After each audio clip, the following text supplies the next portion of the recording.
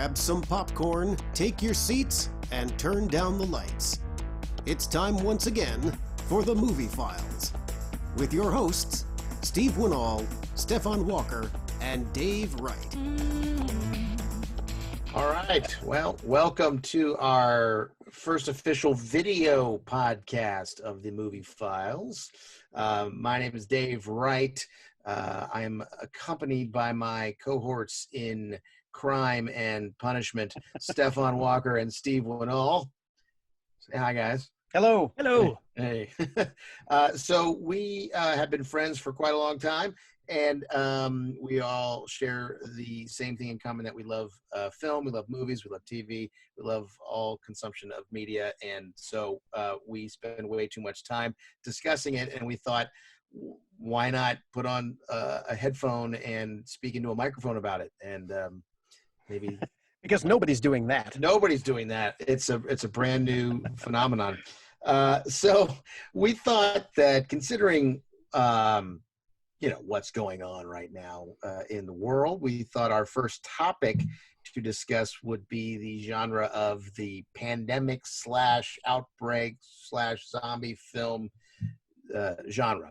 And so, Just in case somebody's listening to this in the year 2047, in 2020, in 2020, this year, we're in the middle of the COVID-19 pandemic. So that's what encouraged this idea. And we are very carefully making sure that we are doing what we're supposed to. We're social distancing. We're all trapped indoors. Yes. Actually, the truth is we're all sitting right next to each other. We just have different Zoom backgrounds on, so it looks like we're in different places, but don't tell anybody. That's what it is. I just covered Steve and Stephon in sheets, and I'm actually just out here in the open. We're all in Dave's basement. Here, I'm gonna here. Pass me a drink through the. Oh man, I wish I was ready for that. Oh wait. I've got it. Okay. Okay, thank you. Oh, there we go. Perfect. Yeah, I got one too. Okay. Perfect. So what we thought would be good to do is to within that genre that we've chosen, we each picked one movie that we wanted to sort of focus on. We realized that we're going to break off and end up talking about several more, but wanted at least one that we were going to be kind of focusing on each. So we tasked the others with making sure they watched them so they were as knowledgeable as they could be. I am going first because the movie that I chose is probably the most mainstream of the three. It is the movie Outbreak, starring Dustin Hoffman, Morgan Freeman, Cuba Gooding Jr., and Rene very young Rene Russo, and a very young Kevin Spacey. Yes. Wasn't as well known at the time, but And a very young Dr. McDreamy, whose name is actor. Dermot Mulroney. No, Patrick the other one. Dempsey. Patrick Dempsey. Patrick yes. Dempsey. What, Dermot, They're all who's- because who's they're all the Dermot same. Mulroney? They're all the same person. All those guys from Young Guns. Yeah, Right. but yeah, Patrick Dempsey. Yeah, Patrick Dempsey was sort of McDreamy.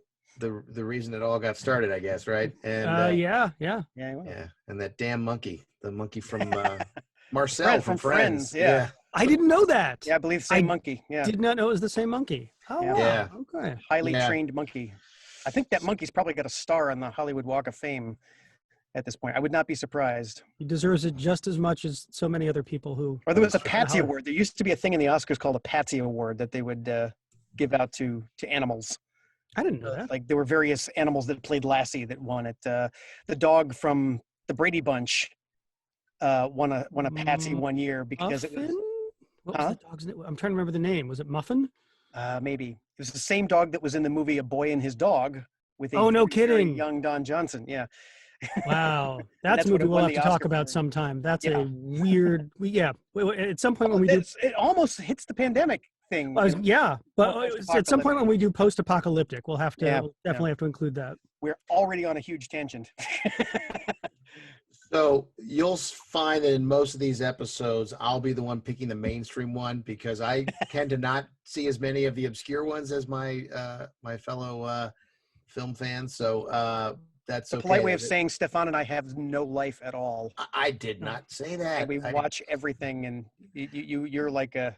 You're introducing me to a whole new world of stuff. So no, I am appreciative. But Yeah, so Outbreak was one I chose. It came out in 1995. It was directed by Wolfgang Petersen, who did, I believe, Das Boot, Air Force One.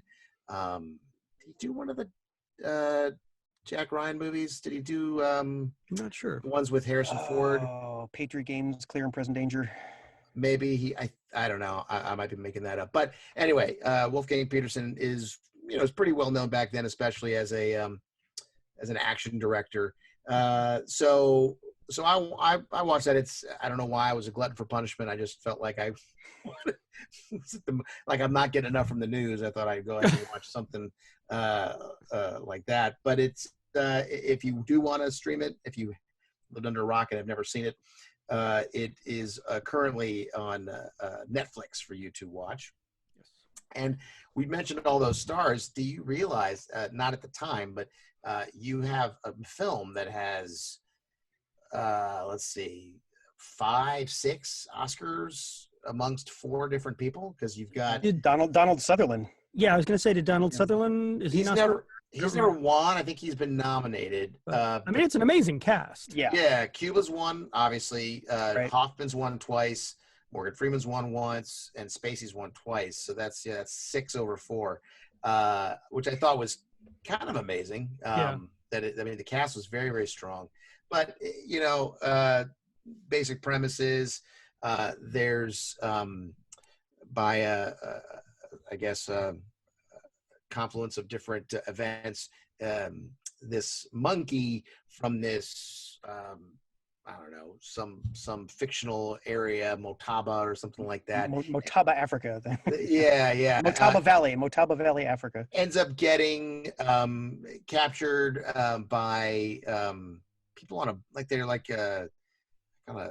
was it a fishing boat or something? Or they're capturing animals that they can sell.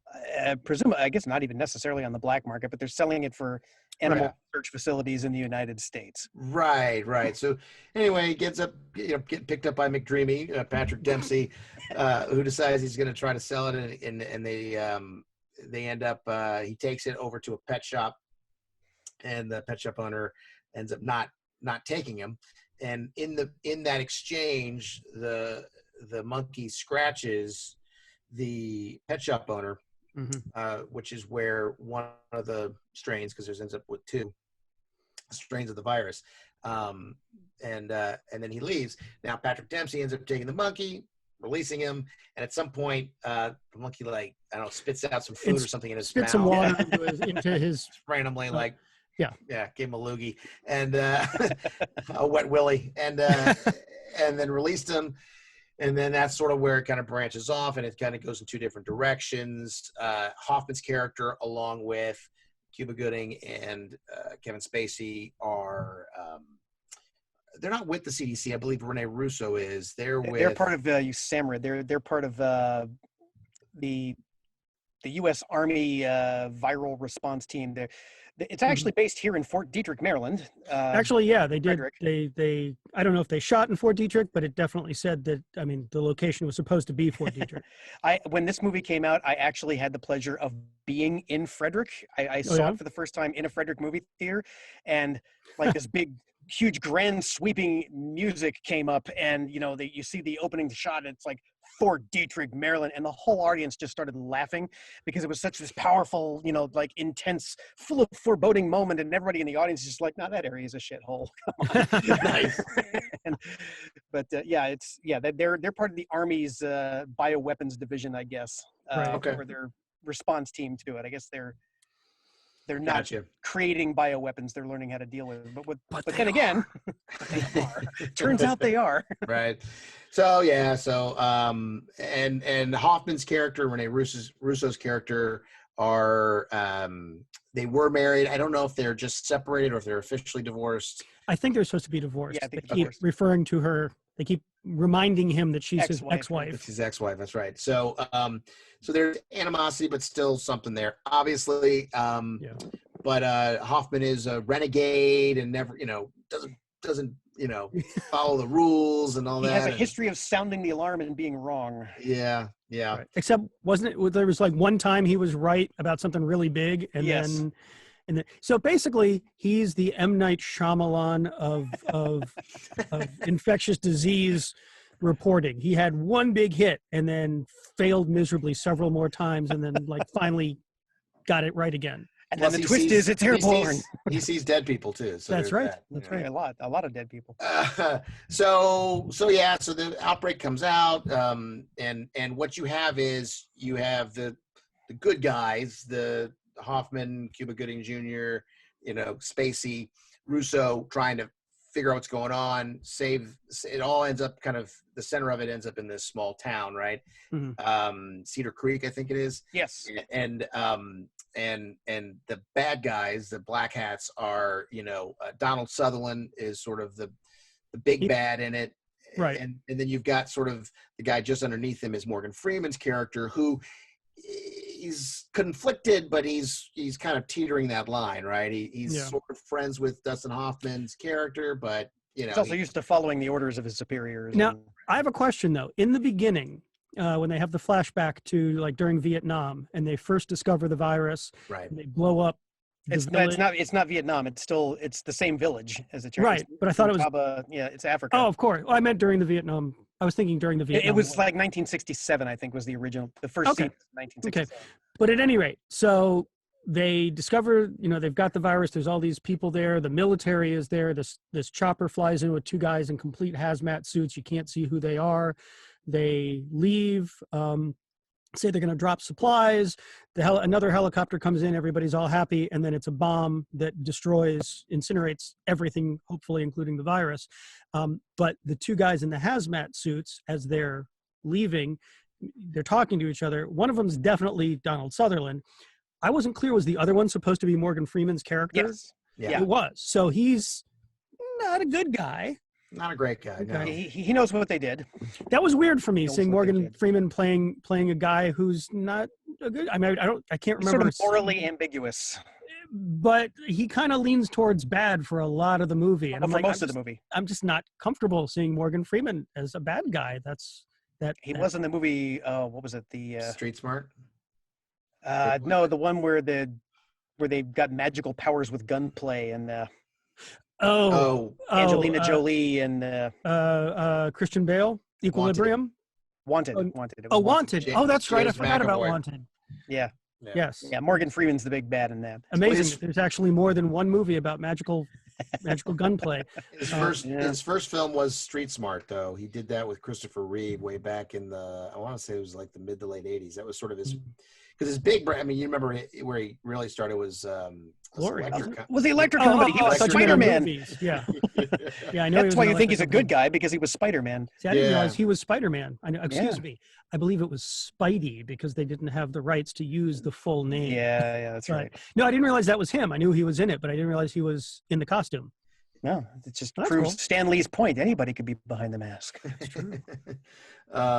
So you've got these sort of two factions working against each other. In fact, Hoffman wants to go to Cedar Creek, and Morgan Freeman ends up, trying to direct him somewhere else.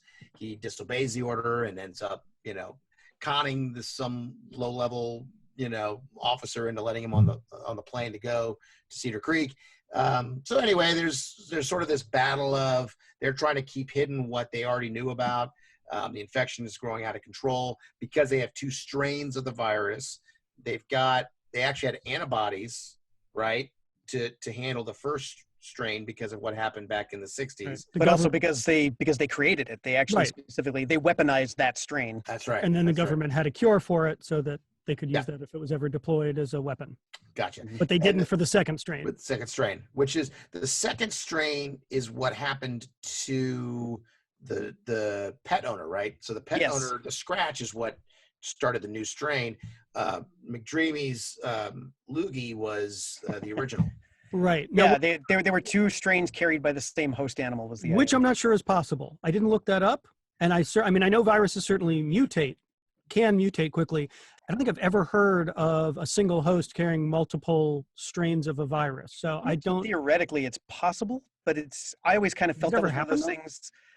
Probably not, but it's the kind of thing where that's one of those details I'm willing to suspend a little disbelief as far as the narrative of the movie is concerned. Oh yeah, I was just when I heard that, when they said that, I was like, I don't know if that's a thing. But when I originally watched the movie, I thought it wasn't necessarily too strange, even though they said it. I in my mind, it was like, oh no, it mutated.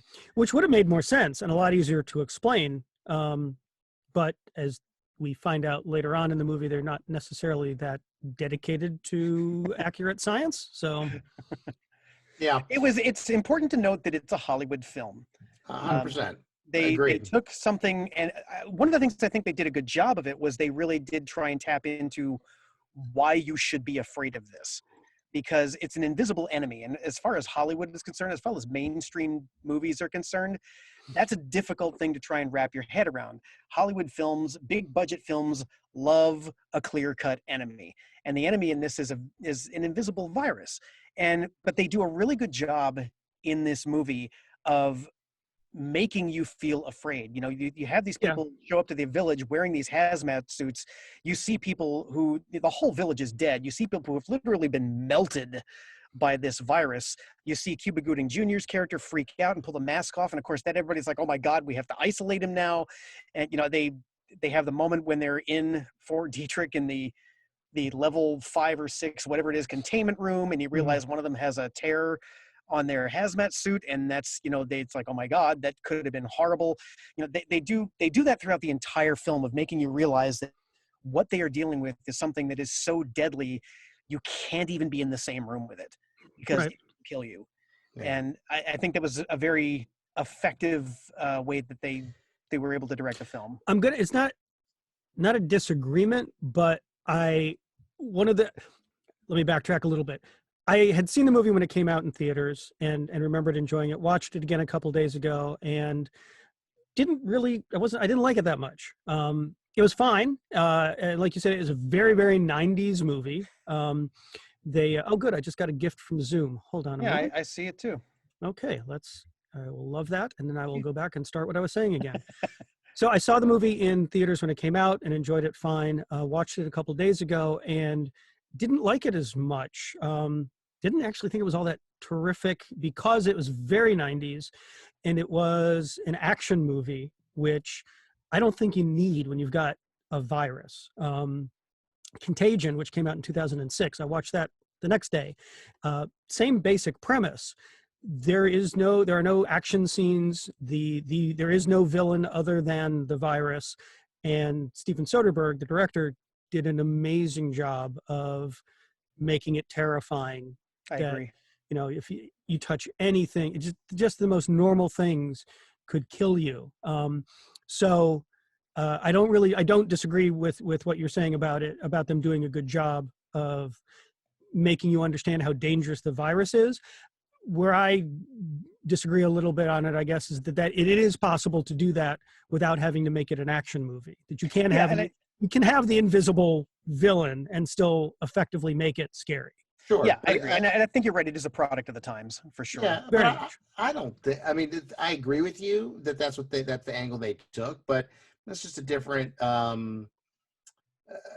just a different take on it. It's like looking at an outbreak, a pandemic movie and making it a zombie film, or making it, an art house film. I mean, there's ways to do it in different ways. I think this was mainstream, but I don't know. Sometimes I feel like mainstream gets a bad rap just because a lot of people like it doesn't necessarily mean it's bad. Definitely. And I'm not any of my objections to it are not because of its popularity. Right. Again, I think part of it is that it's very 90s. So over the past couple decades since then, I've seen this kind of movie again. So going back and watching it, it was like, okay, this has become cliche now, looking back on it.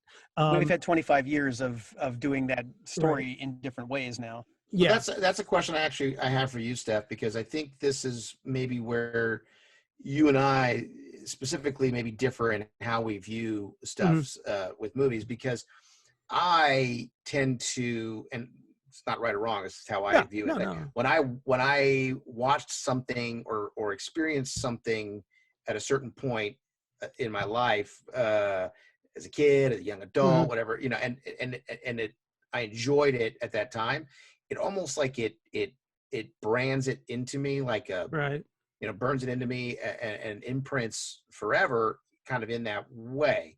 So by the same token, like you might, I'm sure, look at something that we saw as kids, right? Like I thought Gremlins was super scary as a kid. Yes. I watch it now and I can, my adult self can appreciate the fact that it's not the greatest movie, but I still have this affinity for it because of what it made me feel when I watched it. So, you know, stuff that I'm seeing a little bit later, maybe not as much, but I remember really enjoying it, and so I kind of look back at it when I watch it as something that's like nostalgic.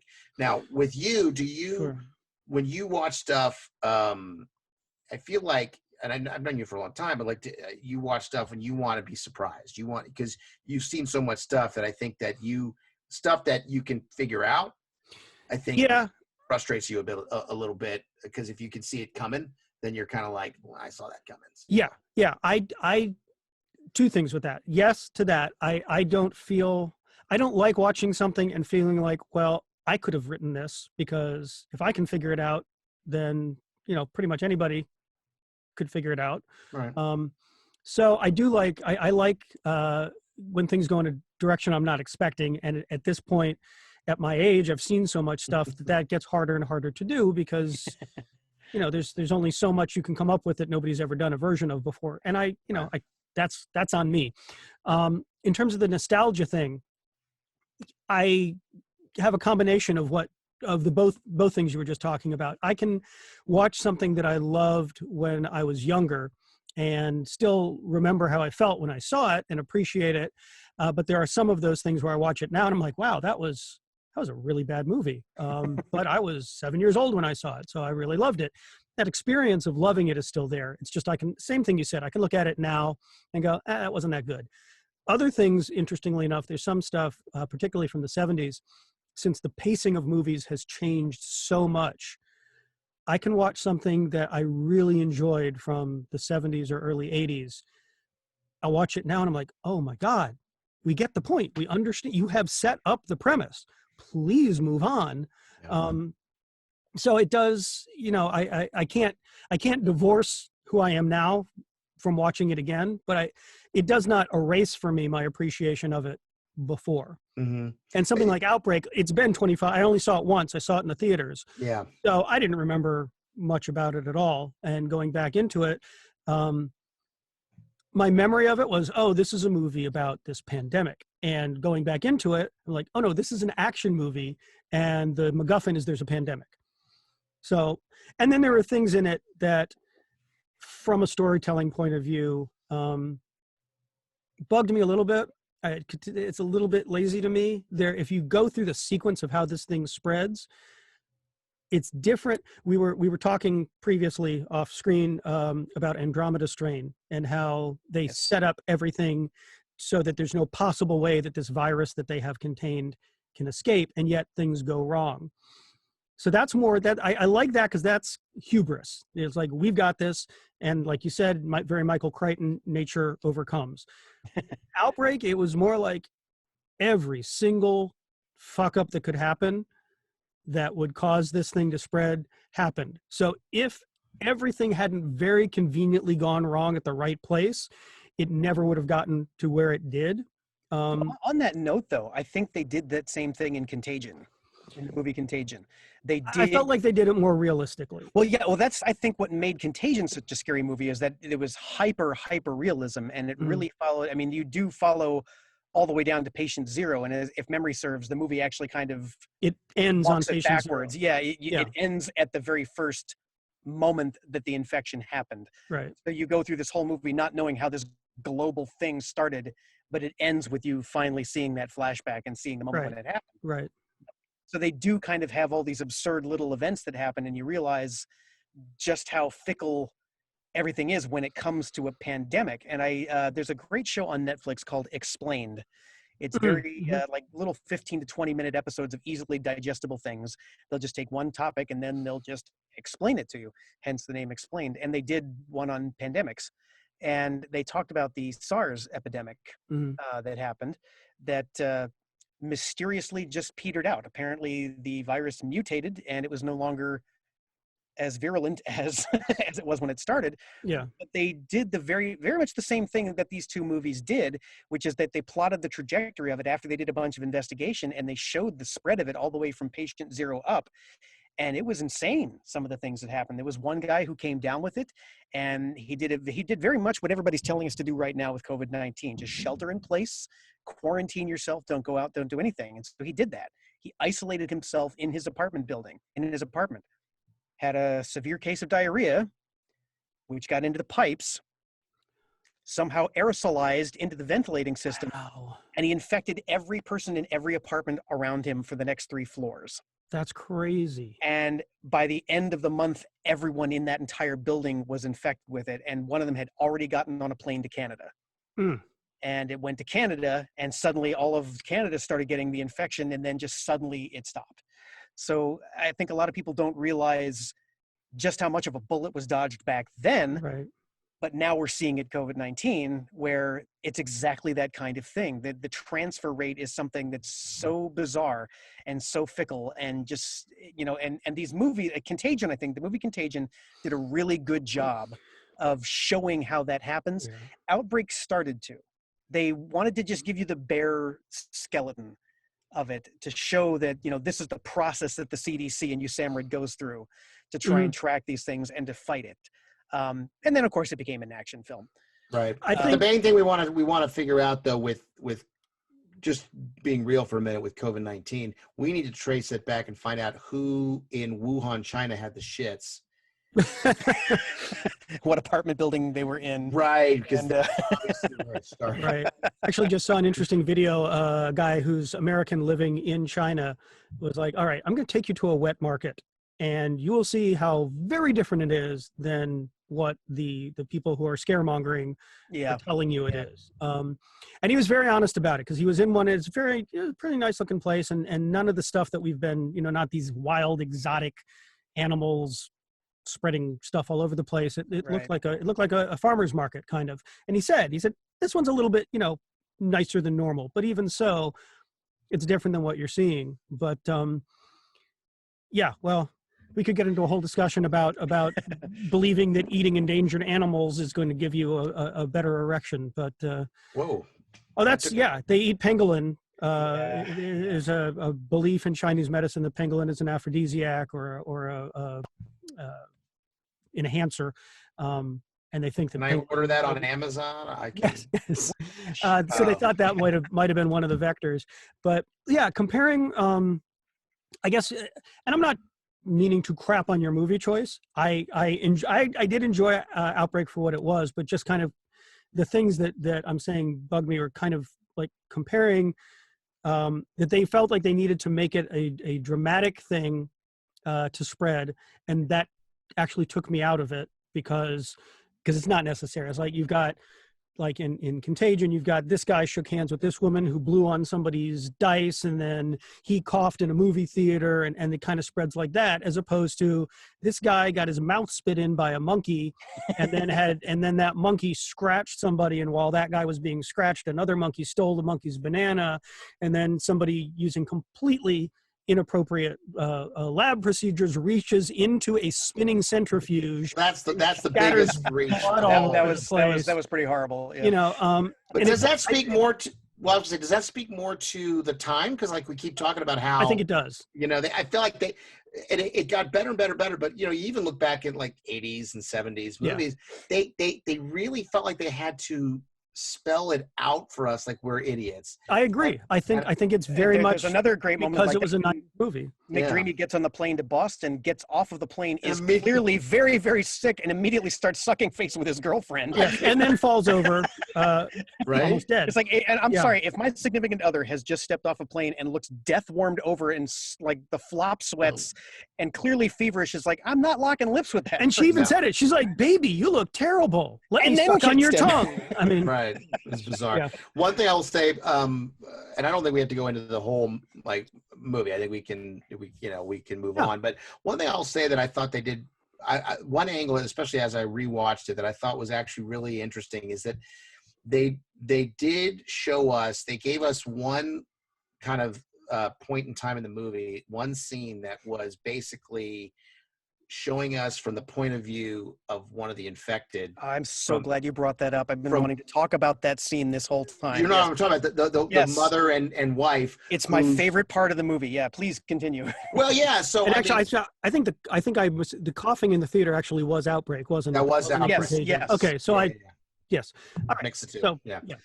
But yeah, so there's, you know, as they've decided now, they brought in the armed forces to kind of lock down the town. There's a crazy scene, which I will say was ridiculous, where the yahoos in the pickup truck are like, "Follow me, we're getting out of here," and then they're going down. I did think it was funny when I will say it was funny when they shoot at the guys in the helicopter and they look at you like, did he just do that? Like, what are they doing? Yeah. That was like, yeah. I was like, what? But they, so now they're showing kind of like the seriousness of it with the town. They're telling people, okay, you'll be fine. It's just they're kind of, their actions aren't lining up with what they're saying over the loudspeakers. They're kind of like, it's just a cold or whatever. I forget what they said exactly. Right. Put a white sheet on the front of your door and we'll come get you and you'll be fine. Don't worry. We've got it under control. So the mother, it's a family. It's a husband, wife, 2 kids, I think. Wife's, she's got the symptoms, obviously, pale face. All nameless characters. All nameless characters. Mm-hmm. We don't even ever know their name. Yeah. And she basically says, don't worry, I'll be fine.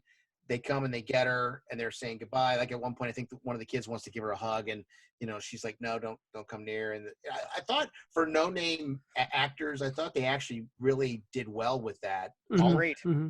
And then, they show her going into the truck and going to the tent to get tested. They show her getting tested. They then go to a scene of, I think it was Spacey, random scene talking to, I think, Russo about something or Cuba Gooding, and he's looking at testing all the samples. Yep, and you see the number that's it's like 113 or something, and it was hers 216, I believe. Oh well, we'll have to fact check that.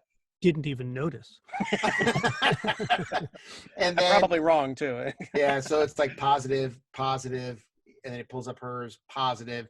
So now you see that, and then the end of that kind of arc is her in a body bag, obviously dead, zipping up with several others being thrown into a barn and torched.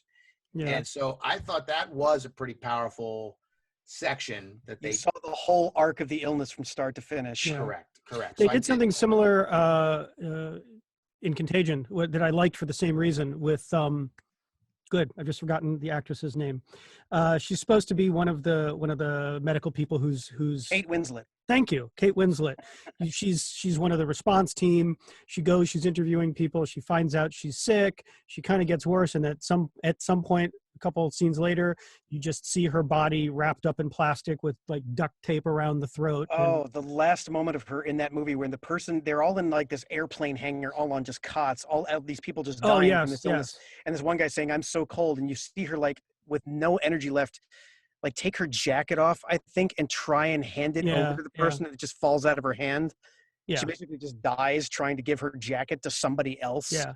And really that's effective. Really similar, that lack of energy. I just heard or read something about some woman who had COVID-19, recovered from it, thankfully, but she was saying while she was in the throes of it, she had to go from her bedroom she lived alone, had to go from her bedroom to her kitchen through a hallway, and she said it took her an hour to crawl down the hallway to get to her kitchen because she just, you can't breathe, you've got no energy.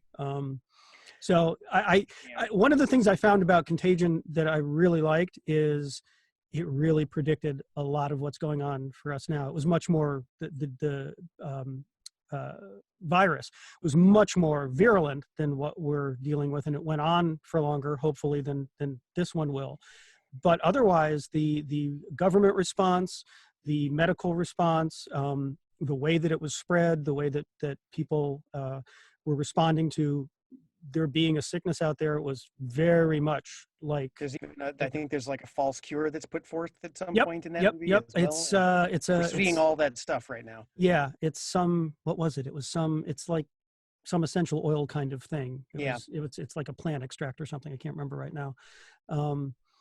But yeah, and I mean, you had For those of you who have never seen us before, I'm the one who can't remember any actor's name. The guy who was the reporter, Jude Law. Yeah, Jude Law is kind of the low rent, which is a weird comparison, low rent Alex Jones of the movie, where he's the one who's spreading all this conspiracy theory and saying that that the government's lying to us, and that he's taken this cure, and it turns out that he was never sick to begin with, and he was selling this cure, and it's really kind of uncomfortably predicted what we're going through now. Yeah, I think it's important to note too that while we're doing this topic of pandemic movies and everything, it's we don't mean to be triggering anybody that's going through it right now, because it's important to note, I think, that everything we're talking about is kind of extreme fictionalized versions of this. While Contagion is the closest thing, I think, in as far as film is concerned, to what we're actually going through, that even that is sort of a heightened reality. Very. Because it's a fictional illness in that movie, and all of these things spread in very, like, Outbreak, for example. If you break it, one of my favorite things to do is to break things down to their log lines, meaning if you could sum up the entire film in just 1 or 2 sentences. I think Outbreak, the idea of it would be, what if an Ebola-like hemorrhagic fever spread like the flu? Mm-hmm. Because Ebola and any kind of hemorrhagic fever, that basically means it liquefies your organs. It's so bad, it literally turns you to mush in a very short period of time, within the course of like a week, maybe only 48 hours. And if those things were airborne, they're usually just bloodborne, but if they're airborne, imagine if COVID-19 right now was Ebola. If it spread that fast, and it would be a much worse problem. Exactly. And this was killing people like in 48 hours, like you said. They'd get it, they'd be dead a couple days later. So no, I don't. And for the way the movie made it seem, it was 100% fatality rate, right? I mean, I believe so. Yeah. You get it. You're dead. That's and something that's important to note about that. That's not outside of the realm of truth either. There's a great book called The Hot Zone, which is it's kind of sensationalized, but it is a nonfiction book, really. And it talks about the various strains of Ebola and like hantavirus and things like that have been discovered, and specifically the mortality rate of them.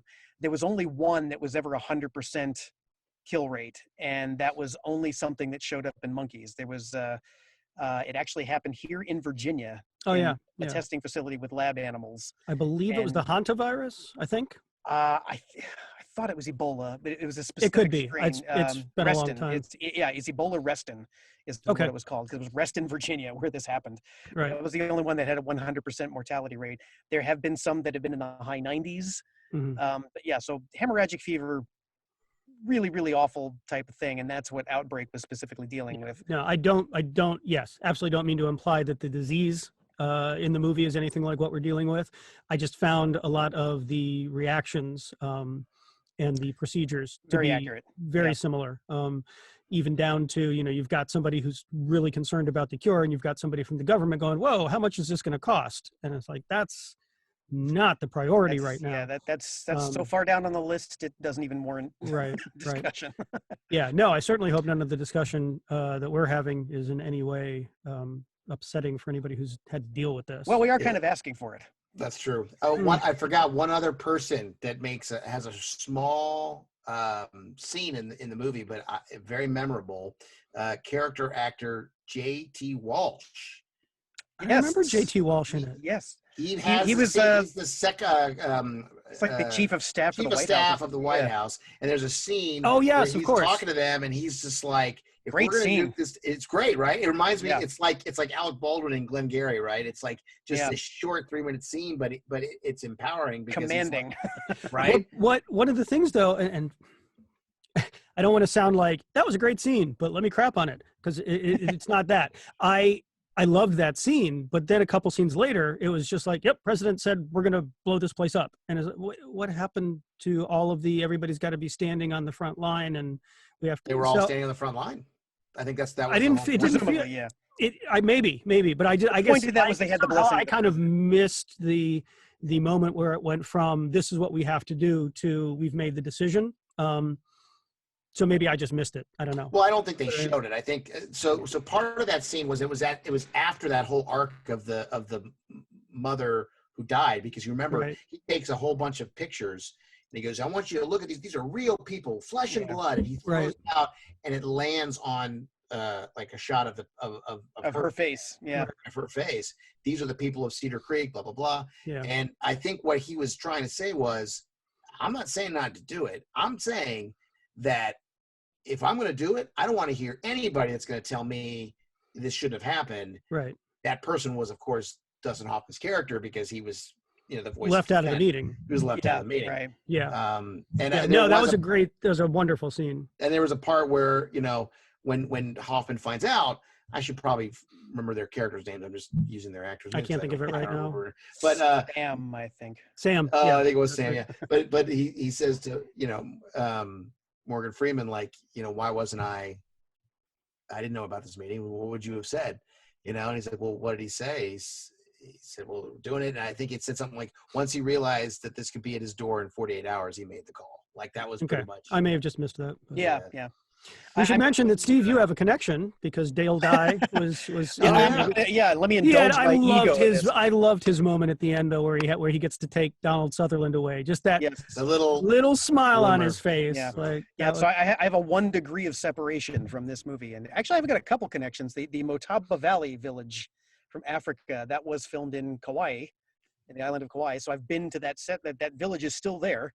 Oh, no kidding. Yeah, it's I thought they blew it up. Movie magic. I don't understand what you're talking about. I thought these were documentaries. But no, but Dale Dye is the Colonel Briggs, I think his name is in the movie. He's Donald Sutherland's right-hand man. Right. He's got sort of running operations there at Cedar Creek. Is played by actual retired United States Marine Captain Dale Dye, who of course trained me. I went through his boot camp for the movie Last of the Mohicans. And he has been in a great many films since. If you see any military thing involving Steven Spielberg or Tom Hanks, Dale Dye is involved with it. Anything with Oliver Stone, Dale Dye is involved with it. So yeah, it was great to see him in the movie, and it was a great part for him. He was kind of referenced, sort of maybe a little bit mocked in The Hunt, which I just watched the other night. That's the one that was supposed to come out several months ago, where the liberal elites are hunting right-wing.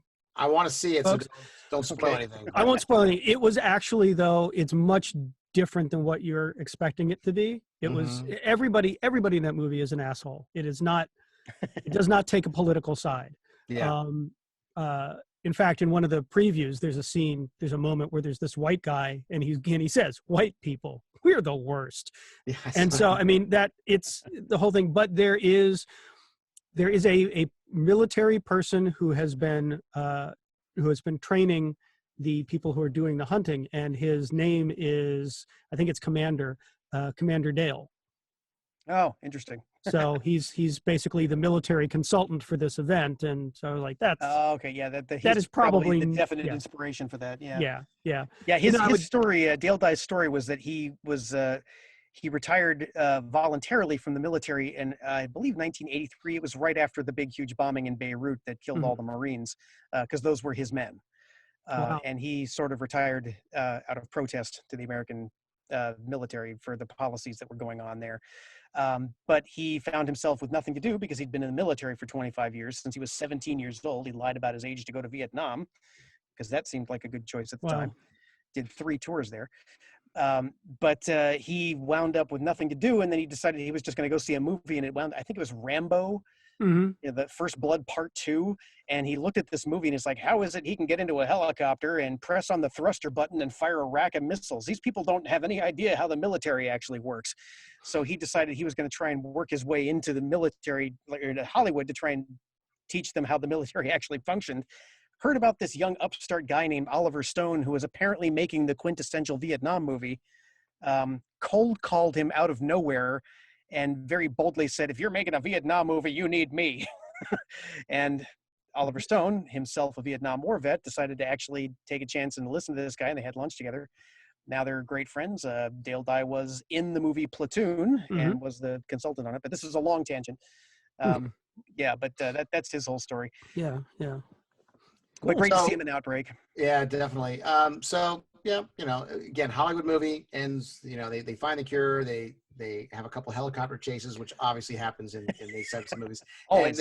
And also don't forget the ultimate sacrifice that Hoffman makes when Rene Russo gets infected. He takes his, he knows there's a cure, but they haven't actually synthesized it yet. So he takes off his mask. Right. Because he wants to put her hand on his face. Yeah. Well, that's also the declaration of knowing that they're about to bomb the town. Yeah. And Right. so that's basically him saying, I'm going to stay here no matter what. So it's either the virus that's going to kill me or it's the bomb that's going to kill him. But either way, I'm going to be right here with you. Yeah. Mm-hmm. They did what I was talking about, them playing fast and loose with science, that they did finally find Marcel, the original monkey host. And David Schwimmer was there. that's right. And somehow, in almost Schwimmer was no not time there. at all, they were able to take his antibodies and create a functional vaccine with it. And Serum, not really. It was. You're right. It was a plasma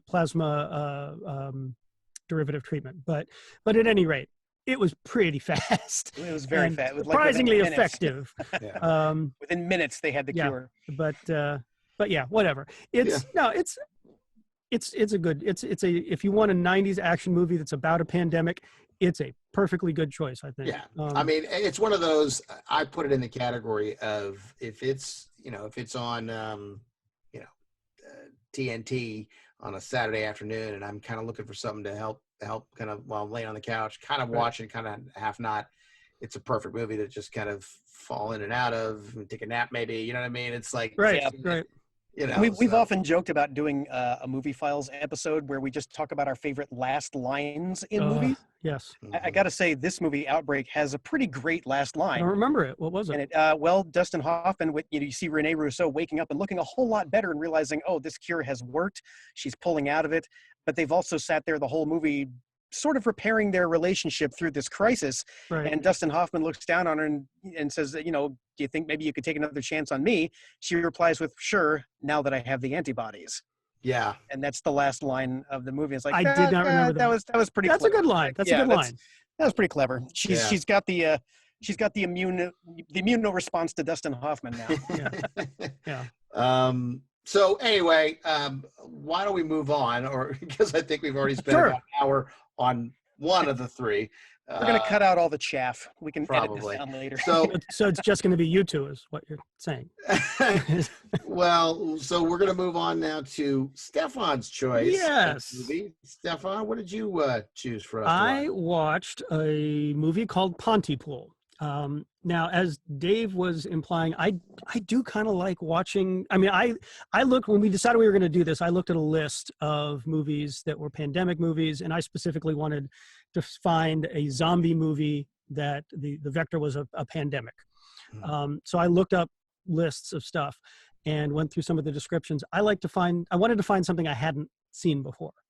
And I do like watching I like watching the things that are a little off the beaten path. Decades ago, when video stores were still a thing, I worked at Errol's Video Store. Oh, man. Yes. This is taking so me back. long ago. This is Blockbuster. Way pre-Blockbuster. They were the ones that didn't they have the big box that had like the styrofoam kind of buffer? Slide the thing in slide it in the top. Yes. Yep. Yes. So you could, the VHS tape or the Beta, because this was that long ago. Betamax, yes. The box would be on the shelf, and it would have a styrofoam filler in it, so somebody couldn't steal the tape. And then you would bring the box up, and we would give you the actual video that you're supposed to watch. They also had laser discs.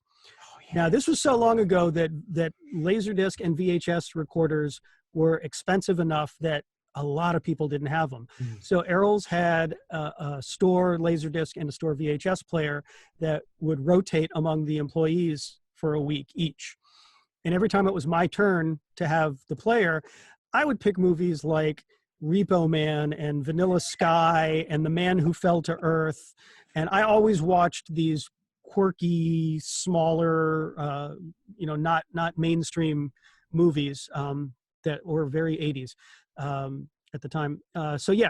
Which is to say, I do like the movies that aren't necessarily as mainstream. So I wanted to find something that was different. So Pontypool Takes place in Canada. Everybody. I'm gonna real quick before we get into it. I will say because I'm the most recent. I just watched this last night. Yes. And as I'm watching this movie, I'm constantly going, "Of course, Stephon picked this movie." This is so Stephon's like sense of humor, just the whole wacky. It was just I mean, and I'm not saying it was bad. It was no, it's not great. No, but it was like kind of campy in a fun way, and like just really cool. And I'm gonna let you talk about it, but like I just have to say, when I was watching it, I was just like, yeah. Okay. The funny thing is, I had never seen it before, so I didn't even know that. I was just like, this sounds. Here's the basic premise. The basic premise is this takes place starring a DJ. He's a washed-up DJ. He is starting a new job at this small station in the middle of nowhere in Ontario. The entire thing, almost the entire thing, takes place within the recording booth. So it's very much kind of a locked room thing. What appealed to me about it was that I wanted to see what they did with a zombie movie where it all took place in one room. And I had to assume you're not going to be overrun by zombies early in the movie and then still be locked in one room. So what are they doing with this? And the conceit of this movie is that it is a virus that's spreading the disease, or it is a disease that's being spread. But rather than being spread by biting or contact or anything else, it's spread by language, which is weird. It's choice.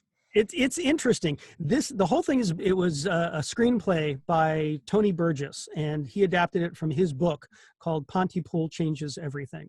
So the overall premise is that this guy is trying to figure out. He's a DJ, so he's talking, and you don't see the virus spreading. One of the things I really liked about this is that it's supposed to be sound-based. It's like it's transferred by talking, so it's sound-based, but then also you are experiencing this virus spreading and this zombie apocalypse occurring in this town auditorially. So you hear through the ears of the characters. Right. So it's very, our experience of it kind of mirrors how it's being spread. We only very rarely see these zombies. One of the things they did that was interesting is when they made this movie, at the same time, they also made a radio play out of it, which was released separately in the UK. And watching it, I'm like, this could very easily be turned into a stage play because it really only has one or two sets you need. You could make it so it was one set. I should probably mention for people listening or viewing that all three of us are actors, and stage and other media actors. So that was immediately what I thought about it when I saw it. Was like, this is a stage play. This would be so easy to do. It's a strange movie.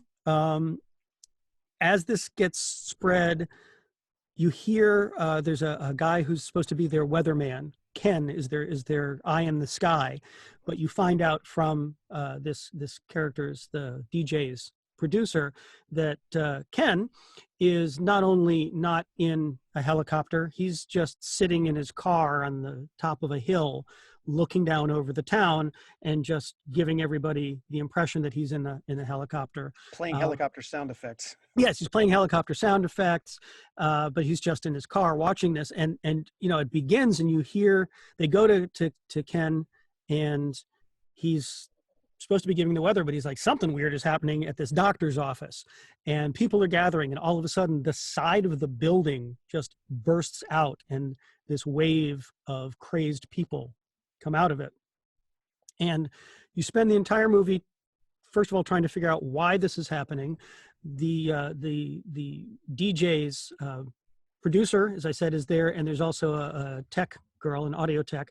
Give me 1 second. I'm looking up the names of things because I cannot remember. So, okay, so the DJ is called Grant Mazzy. It's Mazzy in the morning. I should do this. Got to turn my headphones around because he always wore his headphones upside down during the movie because he always had a cowboy hat on. Right. If I do that, mine are going to fall off.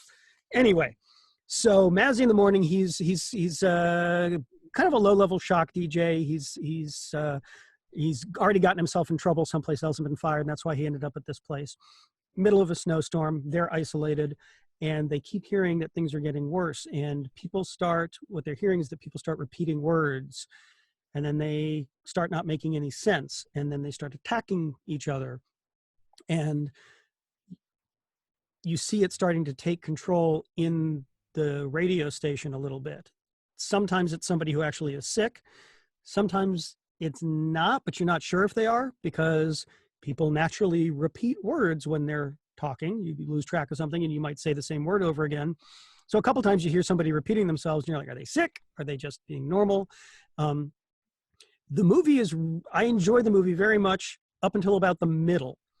And then it makes this hard left into a completely different type of genre that just doesn't make any sense. The doctor's office, where the people burst out from, the doctor from that office all of a sudden shows up at the radio station. He just climbs in through an open window. This is Dr. Mendez, climbs in through an open window, walks into the booth, starts talking to them.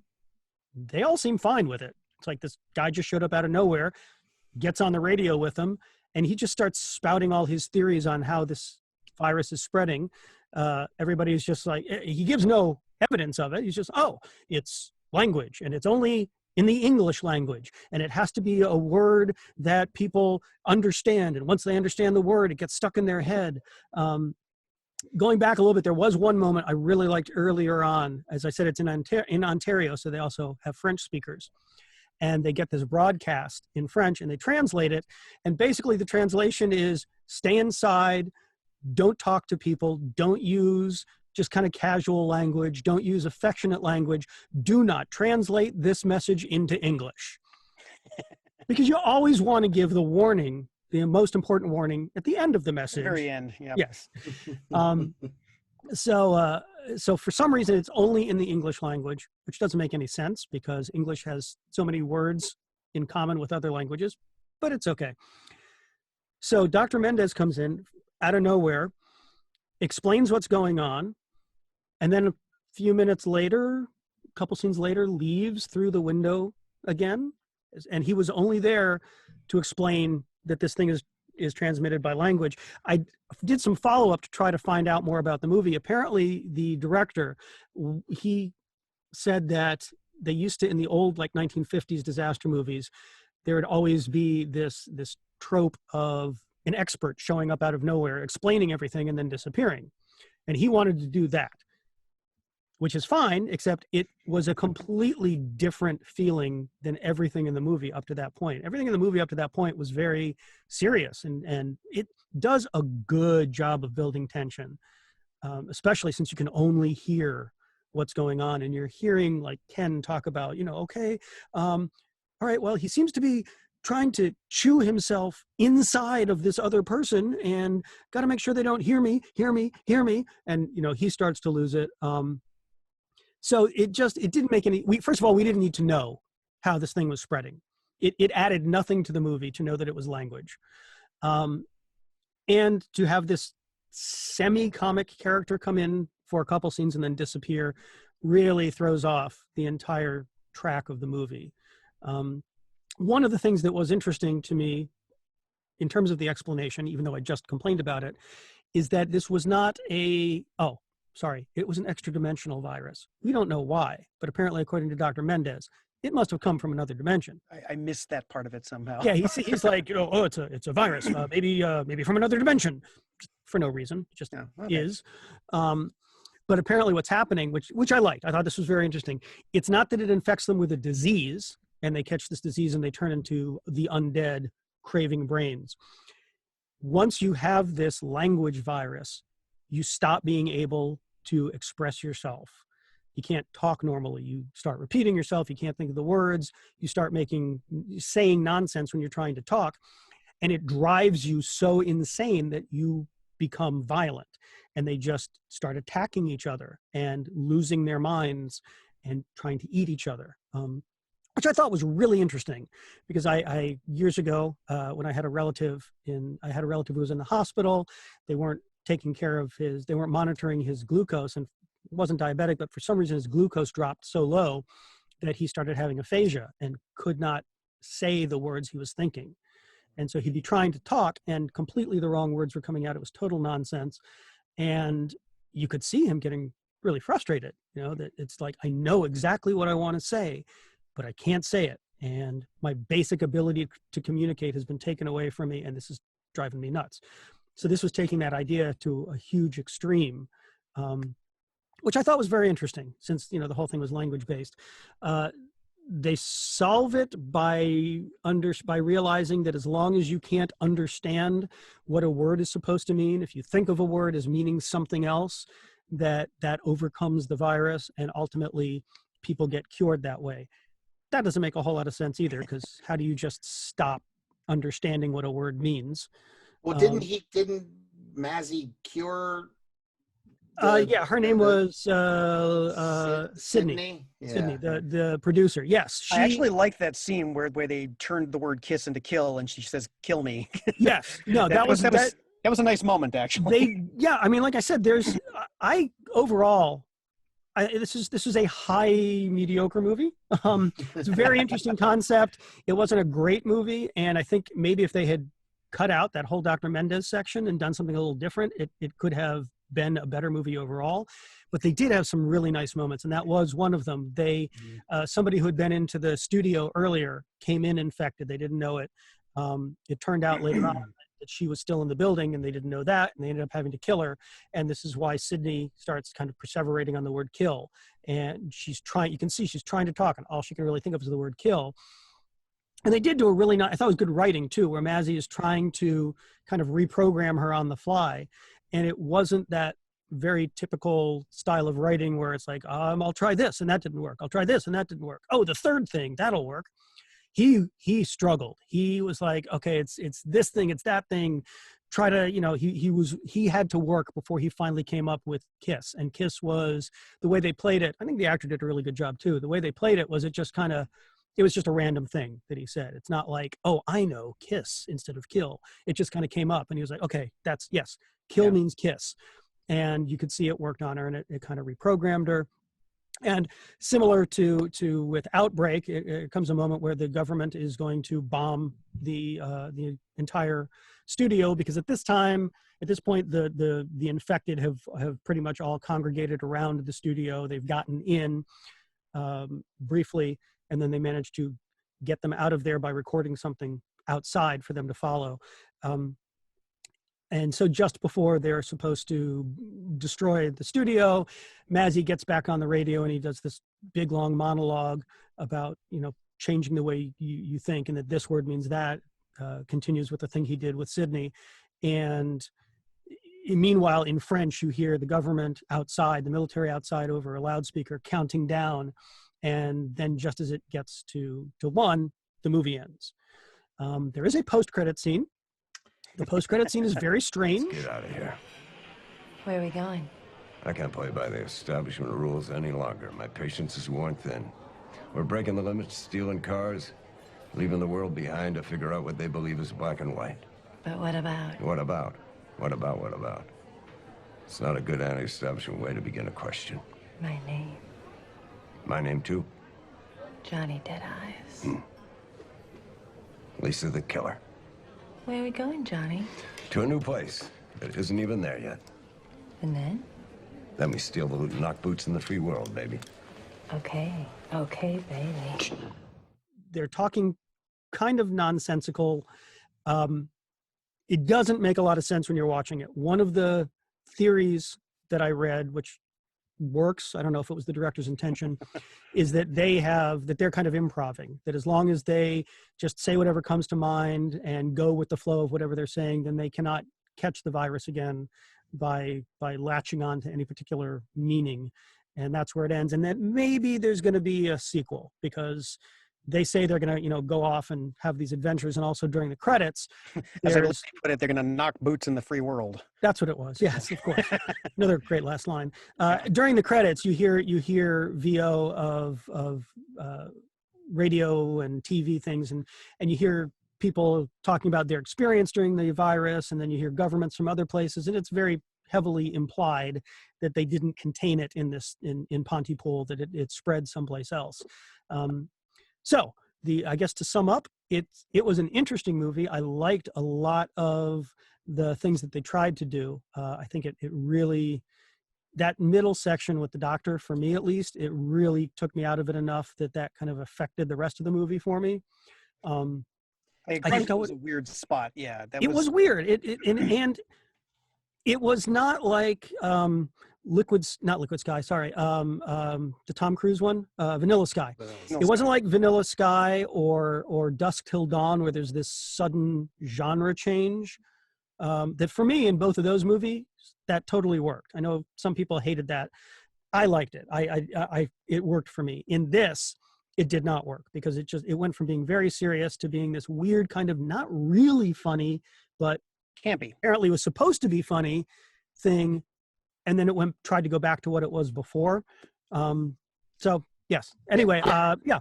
I have a question. So yes. The Sydney character, so she ends up, I guess, with Grant. You know what I mean? Like they because she says "kill me," which means kiss me, and they kiss, and then so now there's something between them, and then they go off on these adventures. If we're to believe the post-credit scene, but doesn't she have kids?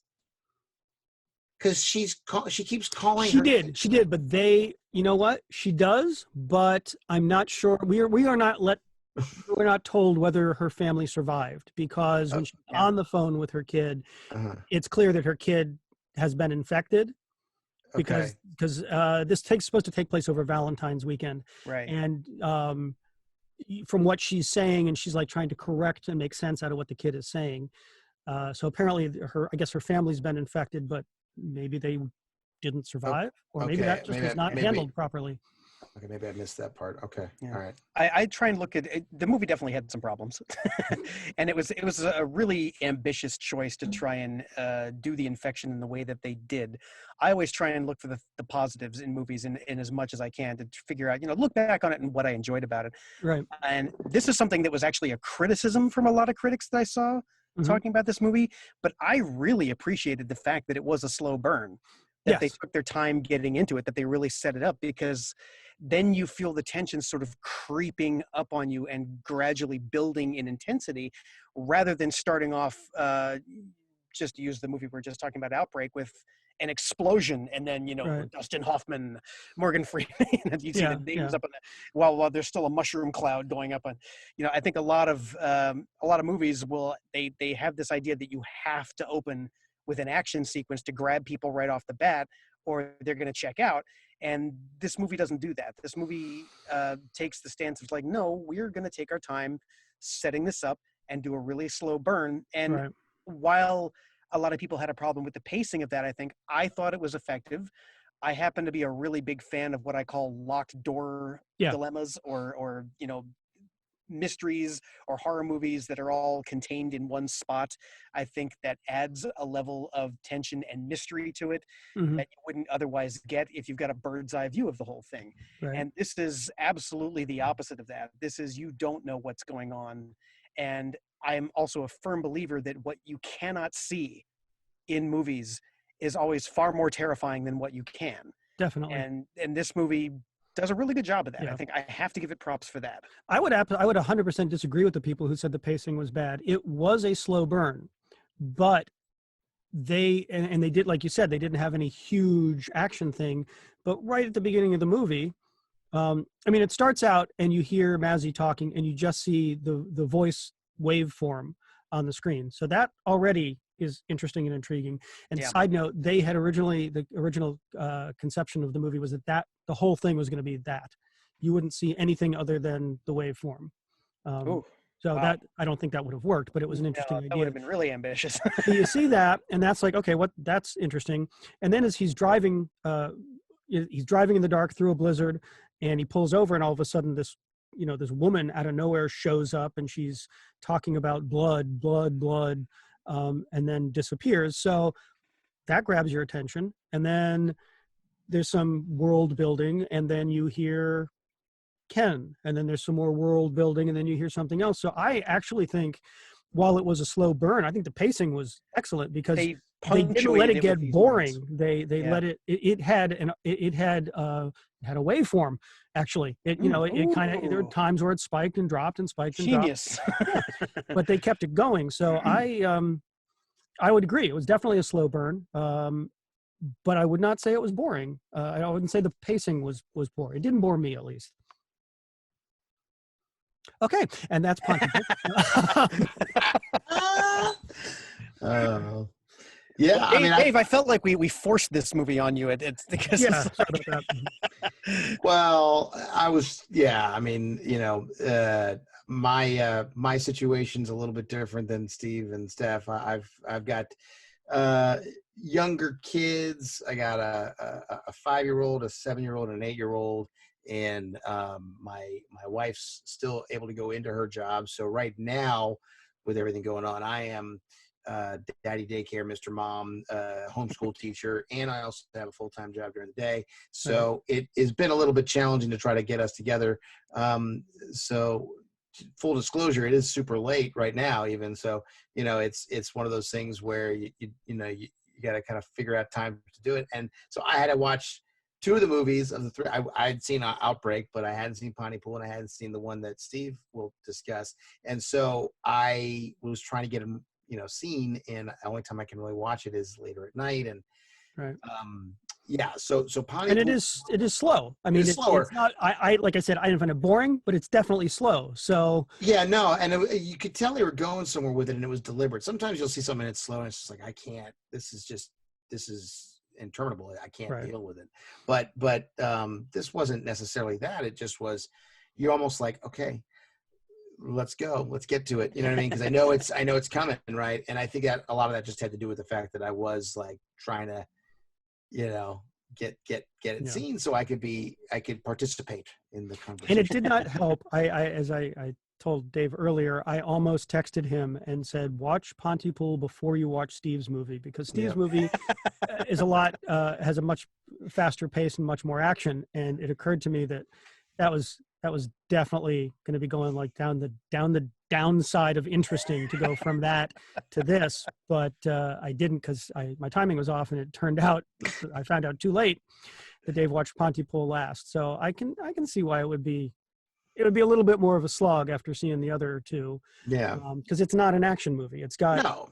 It has maybe 2 action scenes in the entire movie. What's funny is you guys had said, you both mentioned like the less is more approach they took with what they showed, and I think that's, I think I always trace that back to its origin with Jaws. Yes. In that how they did that, which, as we all know, the story legend of that is that that happened by happenstance because the mechanical shark didn't work properly, so they broke. Yeah, they had to improvise. But I would almost say that I would have liked even more of the less, if that makes sense. I understand what you're saying. There was the one scene where they got in, and there was the one girl. I have her name, Laurel Ann Drummond. She was a veteran, and she was an assistant or an intern or something there. She was their audio tech. Audio tech and answering the phone. She was their Gal Friday.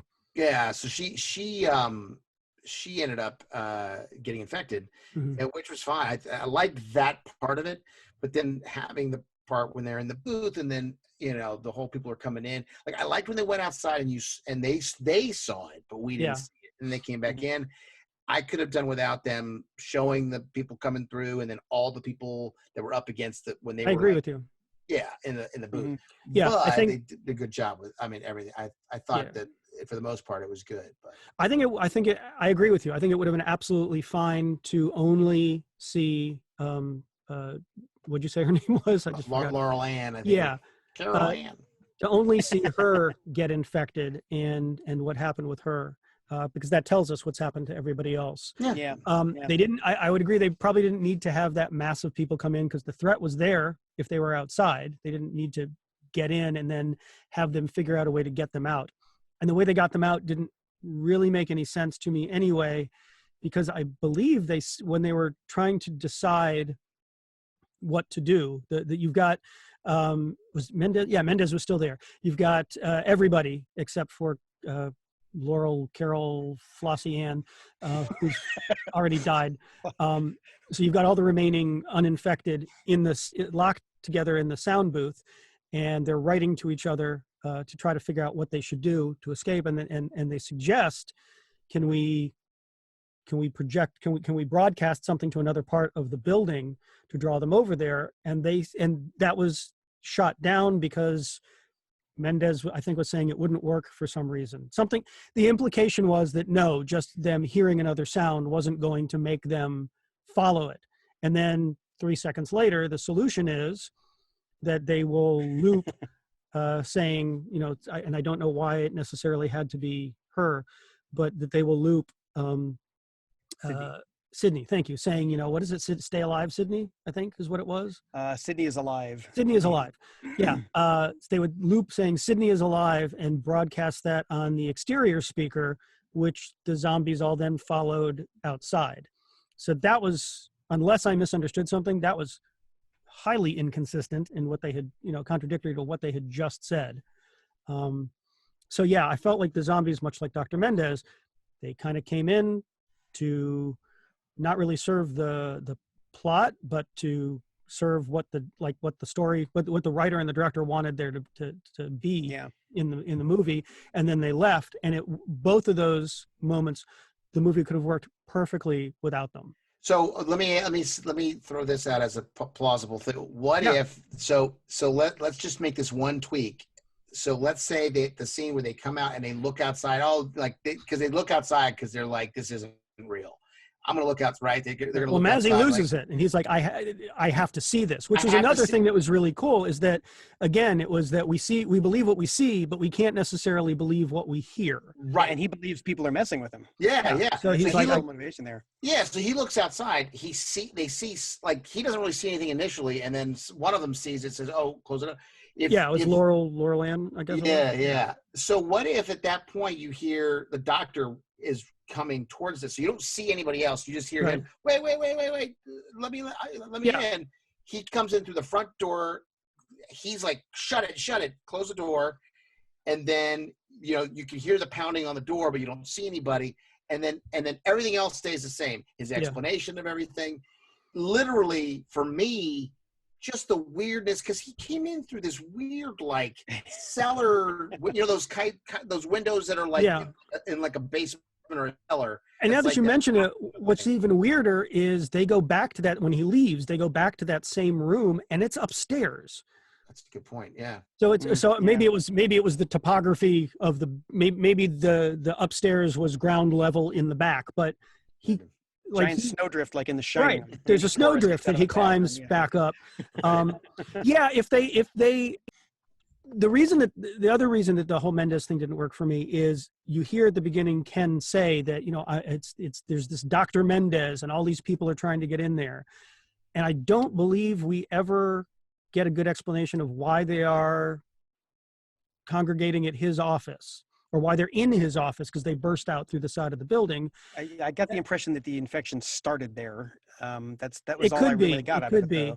That makes sense, but they never really addressed that. And then when he shows up, if his explanations had been based in anything other than, he was just pulling stuff out of his ass.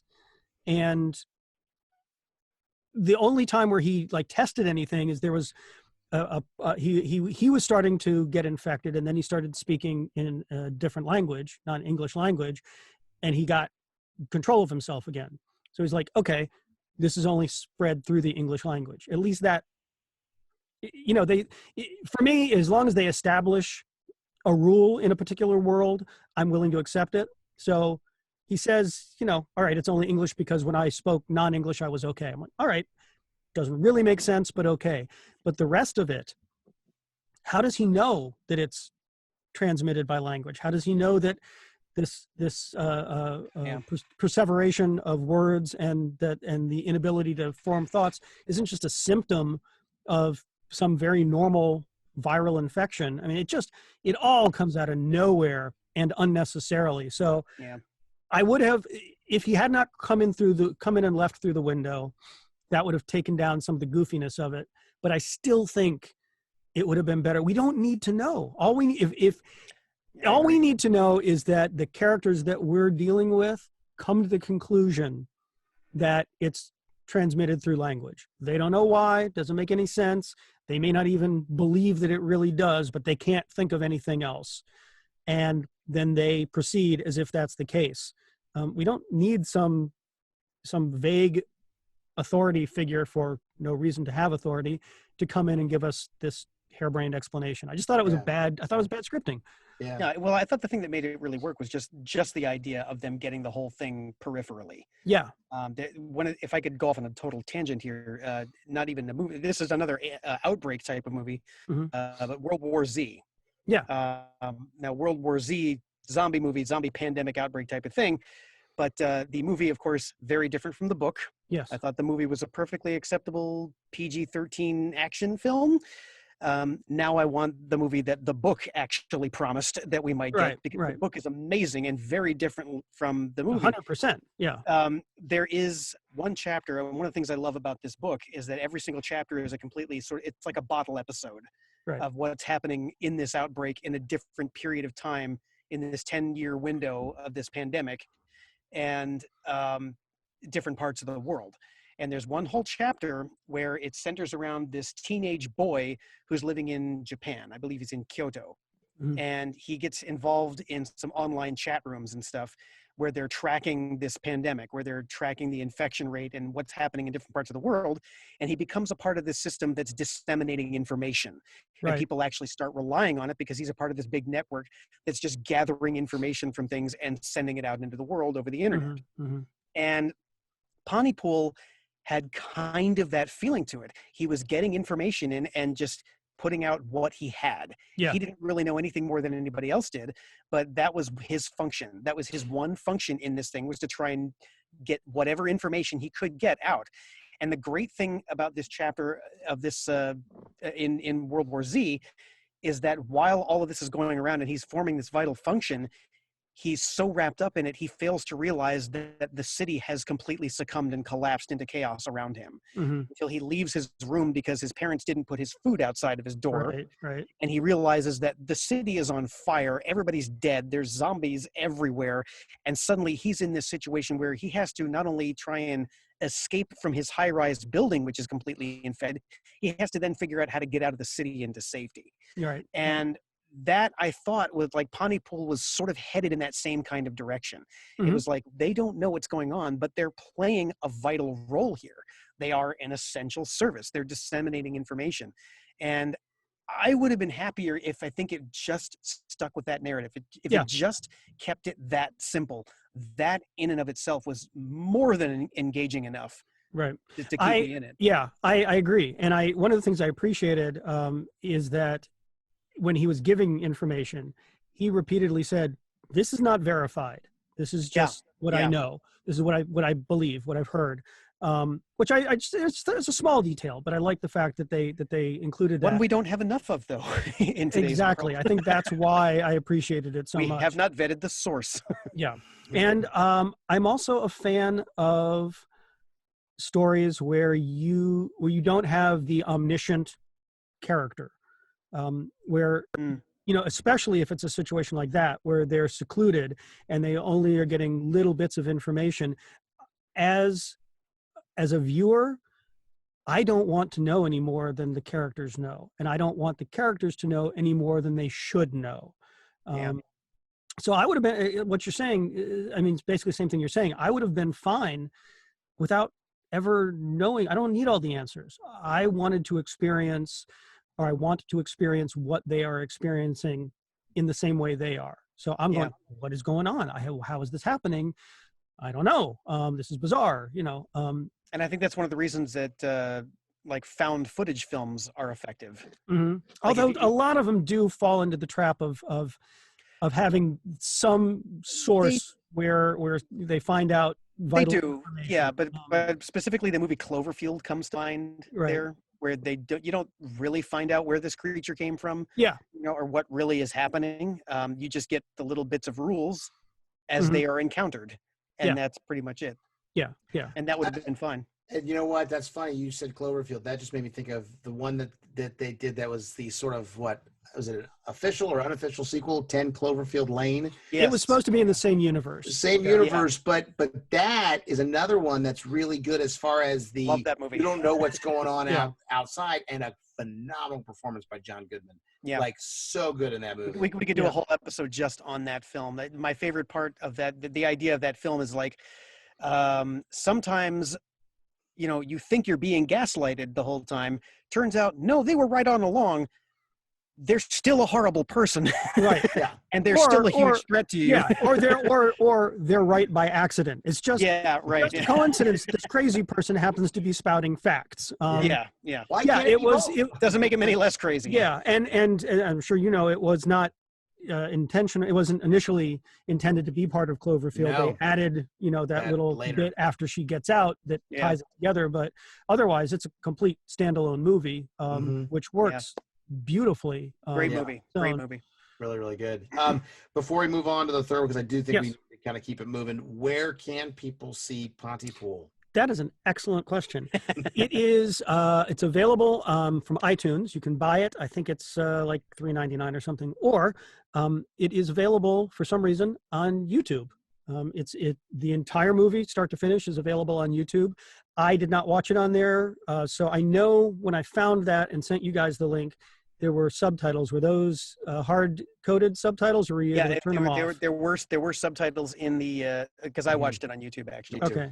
And it was a different language. I don't know. Yes, Spanish, I think, wasn't it? It was not Spanish. I thought Portuguese. I don't remember, but I don't really know. Yeah. Whatever it was, yes. So you can watch it free as long as you don't mind subtitles in a language that you may or may not. It didn't take anything away from it. It actually added this interesting element considering what the movie was. Yeah. Yes. Sure. And about how it was language that spread everything. But I thought it was a very interesting, at least a good attempt at exploring how language affects us. The exchange of information, not knowing whether the information is accurate, not being able to exchange information, how exchange of information can be damaging. I mean, it was a bit allegorical, but with the exception of the objections that we've already covered, I thought it was not bad. I wouldn't warn anybody away from watching it. Just understand it was at least what it is enough to be took the chance.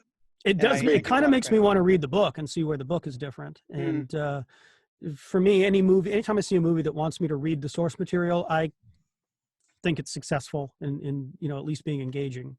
Yeah. Sure. So. Yeah.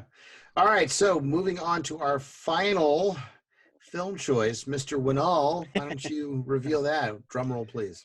Well, when we first started talking about pandemic movies, because I'm a huge nerd, I sat down and I made a list of every possible film that I could think of that might fit that genre, because it's not a typical Hollywood genre. You get horror movies, you get suspense thrillers and things like that. Pandemic movie is not, if you ask to list genres, that's not something you usually come up with. So obviously a whole lot of zombie movies end up making this list because, and I think it's important because that is one of the easiest ways for us to sort of digest how pandemics work. So much so that even the CDC has their own zombie preparedness guide that they put out because they know that that's interesting to people. Zombies are very popular. So they said, well, because honestly, even though this is something fictional and way far-fetched, a lot of the things that you would do to deal with this sort of thing are actual preparedness techniques that you would deal with the pandemic. So I think that's why zombie films are so popular. But so I definitely wanted to settle on a zombie film, and there's so many to choose from. It was difficult, but I went with the most recent one that I thought deserved to be at the top of the list for zombie films in terms of quality, and that is the South Korean masterpiece Train to Busan, which you can find on Netflix. This movie is, I believe, the highest grossing South Korean movie of all time. It's broken a lot of records just in that country. I think it was their first ever attempt at a zombie film. And boy, did they knock it out of the park. It's very much an action film. It borrows a lot from the original George Romero films, in the sense that this is a film that takes place, it's not, you don't necessarily get the bird's eye view of everything that's happening. It's all in an isolated, contained locale, that being this train, very much in the way that the original Night of the Living Dead was. They were all trapped in this one farmhouse without really understanding what was going on in the outside world, other than what they were hearing on the radio and what the people who were coming into the house were saying. That being said, it's a far cry from the days when zombies were just slow, shambling, this is in the zombies subgenre of zombie films, where they're very fast moving zombies, and the infection spreads lightning quick. Within a matter of minutes, you're full on ravenous, flesh craving zombie from the moment you get bitten. But the entire plot of it is really, at the heart, it's a story about a man and his daughter, his young daughter, and he's clearly having some estrangement issues, where he's getting a divorce from his wife. He's got custody of the child, but the child has no real connection to him, no real relationship to him. That's where our movie starts. He's a working man who has thrown himself into his career, who has neglected his family as a result, and he's reaping the consequences of that. And then, while he's taking his daughter on this train trip to Busan to hand her off to the child's mother, that's when this sudden outbreak hits. And as the final door is closing for this trip, somebody infected gets on board. And that's where everything takes off from there. From that point on, it is really nonstop action. This is a very, very action-heavy film, but at the same time, the thing I really appreciated, it has a great deal of heart to it. They never forget what the point of this movie is that this is just a father trying to protect his daughter at all costs, with the, rescinding all other considerations, including sometimes the people around him. And, and I love when there's a phrase that I like when it comes to artistic type of things, which is, there is a certain majesty in simplicity. And the plot is very, very simple.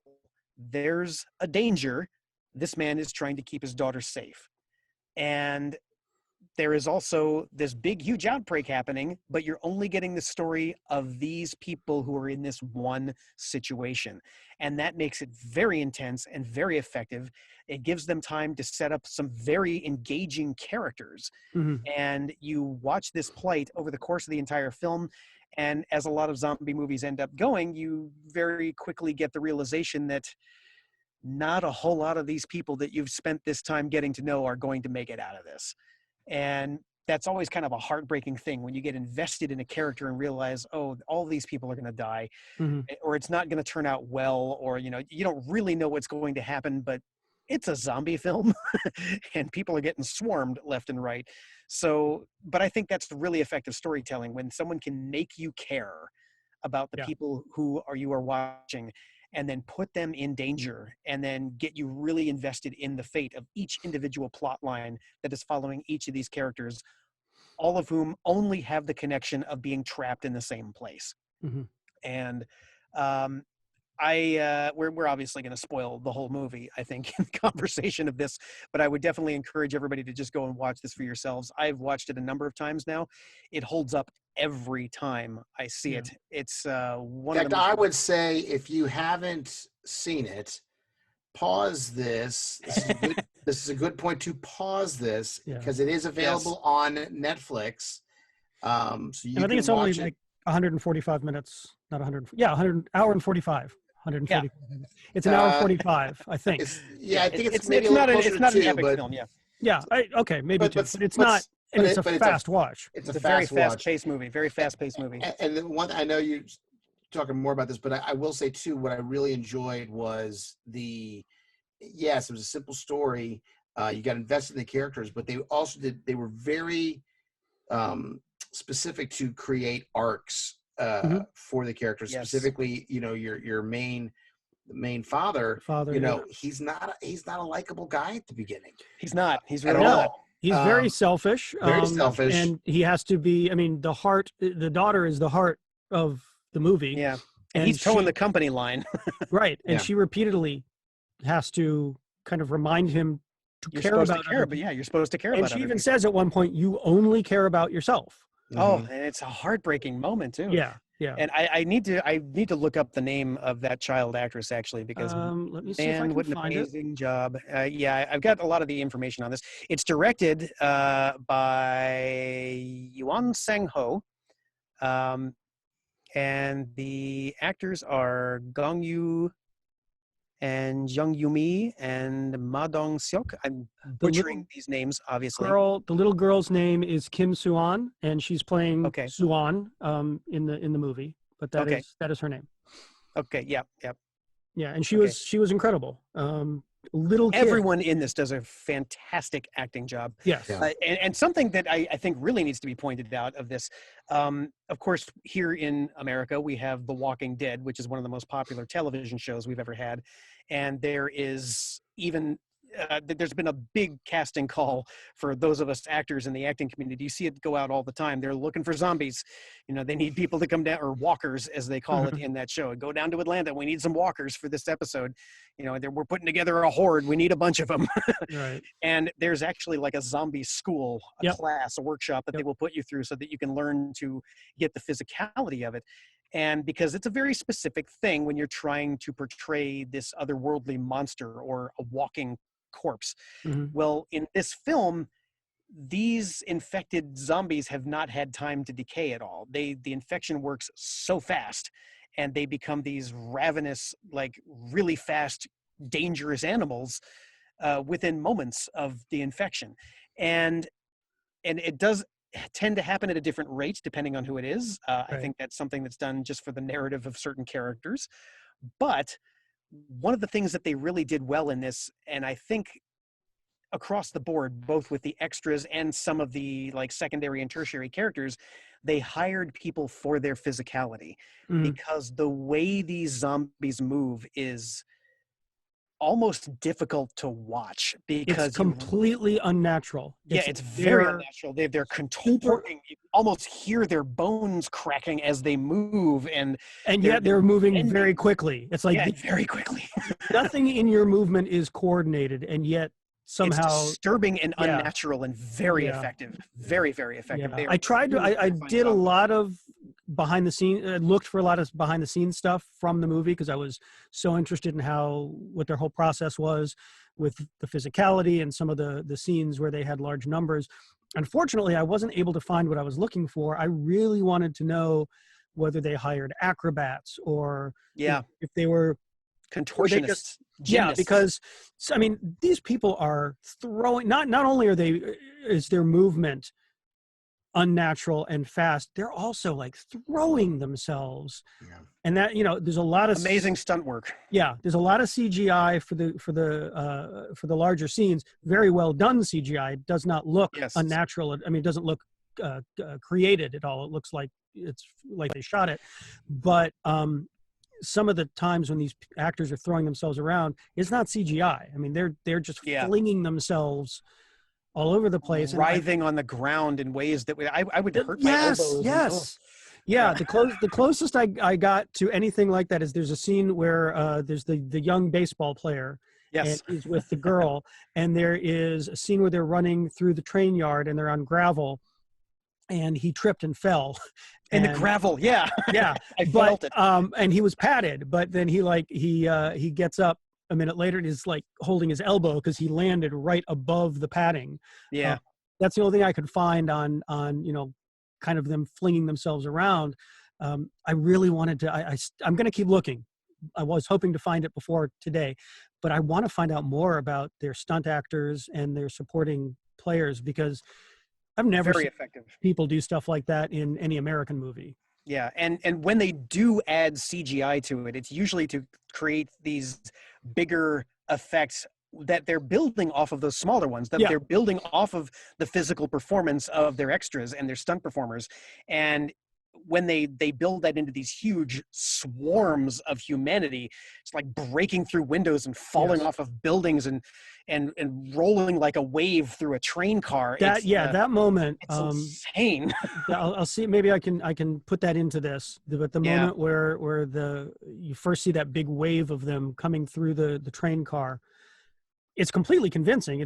When I watched it, I'm like, this has got to be CGI, right? There's no way they could do that with people, because it looked like it was people. But it looks very seamless, but you're right. They did a really great job. I don't think anything was 100% CGI. I think everything, they used it to enhance the real performers that they had, and it's very effective. Yeah. One other thing that was very effective, I thought too, which was the way they structured the scene in the movie where they make that first stop. They think they're okay. They get off the train. So there's the initial outbreak. They're able to kind of cordon them off and separate themselves from the infected, because each car has the doors and they don't know how to work the doors, and they kind of figure out by trial and error that if they don't see you, they kind of go dormant. And so a little weird, darkness, but I mean, like, it's sort of like what you said about Pontypool. It's establishing a rule. So let's go with it. But what I thought was really cool was that by doing that and having them disembark, and then having them, they think there's militia there, and then they're all infected, so they're kind of coming down the stairs, and all of a sudden they see them, so they have to run back. And again, it's all so fast, right? So they're racing back. They lose some more of the people, right? But when the people that are the main kind of core of this group get back on the train and get going, they get on it, they get scattered, and they get into different parts of the train. So what I thought was so awesome, which I had never really seen before, was you have the father and the daughter are the main couple, and then I would say the other one is the couple with the pregnant wife, right? Yes. And so the pregnant wife ends up with the daughter several cars towards the back, and the father and the husband are with a couple others. Is it a baseball player? Yeah, it's like baseball player. 9 cars or something. Was it that much? Something like that. And so they have to get through. Yeah, they have to get through fight all these, their way forward. Yeah, exactly. And now we sometimes fight, and sometimes they have to be when they get on top of the luggage stuff. And crawl across. Like, all that stuff to me was very intriguing. I actually liked the whole dormancy aspect. Maybe I mean, again, it's a rule, but they need light to activate everything and stimulate them. And so when it went through tunnels, I thought that was really cool that they kind of went down. It was great that there was a different tactic they had to employ for every car that they got to. Exactly. Correct. I agree. Really and great I mean, plot construct. The zombies' eyes were messed up, so I mean, I can see them saying, okay, well, if there's not enough light, they can't see. When I first saw it, I was like, well, what about, because I think when they first introduced it, they didn't really address whether they could hear them or anything. It felt like you can do anything as long as you're in darkness, but that is not how it played out. I mean, it was, they could hear them, they could feel them, etc. It's a great moment where the guy steps on the soda can. Oh my God. Especially because you see the soda can right in front of his foot. Yeah. And the other guy's counting down, and you're like, no, I thought he was going to kick it, but he steps on it, and you're like, oh, and then that split second look of, just run. That guy, by the way, and I didn't go back to check, was he the guy in the very beginning scene that was driving the truck that ran over the animal, or was that somebody else? No, it's a different guy. It's just a random guy who's okay. I thought they were bringing that guy back, but I now that you mention it, though, that was the one piece of pure CGI. Is a moment with the dead animal, but it was still. They didn't actually kill an animal. Well, I meant the one getting up off the ground after it was supposed to be dead when it stood back up. But I thought about that scene after the fact, though. I thought that maybe that was the symbolic. This was patient zero, that guy who came across the deer, but it didn't really touch him in any way. But he was going toward the plant that you later on find out. That's probably where everything started because he was going into a quarantine area. Our main guy worked for. Yes. Find that out too. Yeah. And that's another great thing. A part of his redemption arc is that you find out he's realizing that not only, he's been doing everything he's doing because he believes he's serving his family. He's Right. estranged from his family because he's never with them and he's working so hard. He's justified it because what he's doing to provide for them. Mhm. But then he finds out that his efforts are partly what caused this. Right. Yeah, I have And, to say too, one of the things I loved at the very beginning, I thought it was such a great little bit, was he has his assistant buy his daughter a present, right? And Oh, he God, over her, yeah. over the present, she looks at it, it's a Wii, and she's not really excited. And he's like, "You're not excited?" And she just looks up, and there's another one. Already got one. Yeah. Same model, same color. Yeah. It was perfect. It was He terrific. just bought it like 6 months ago or something. Yeah. Yeah. One thing that I thought was very interesting, you just reminded me though, is she says he got it for her for Children's Day. Yes. So that was, one thing that was very clearly Korean, or at least non-American.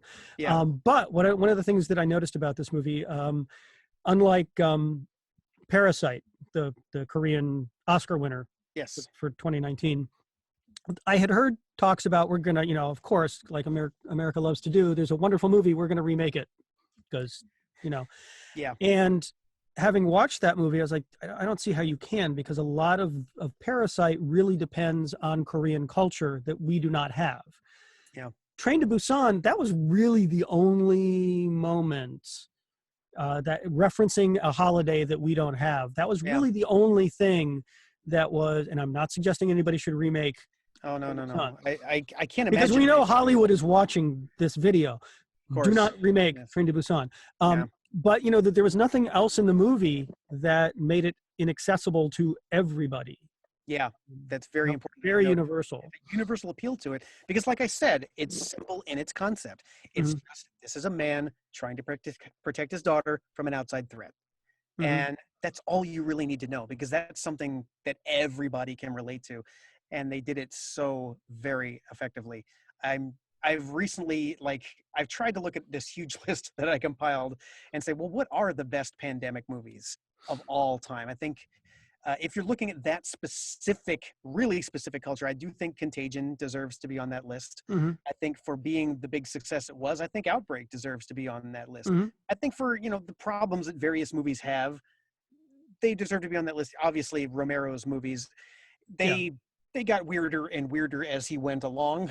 Although, do any of the Romero movies, you were talking about that using zombies to be a parallel for Contagion is effective. One of the things that I think it also works the other direction is that it, especially as time has gone by and we've done more and more zombie movies over the years, I think having the audience be able to say, oh, it's a disease that causes people to be zombies, as opposed to like in the original Romero one. Radiation, actually, you're right. They do say that. I was going to say you never find out, but you are correct. I forgot that. Okay. It was radiation. Well, what I was going to say was, in a lot of them, you don't get an explanation. It's like, well, why are people turning into zombies? Now, as we've started to wonder about stuff like that more when we're watching the disease as the cause, makes it, I think, the whole zombie thing more accessible.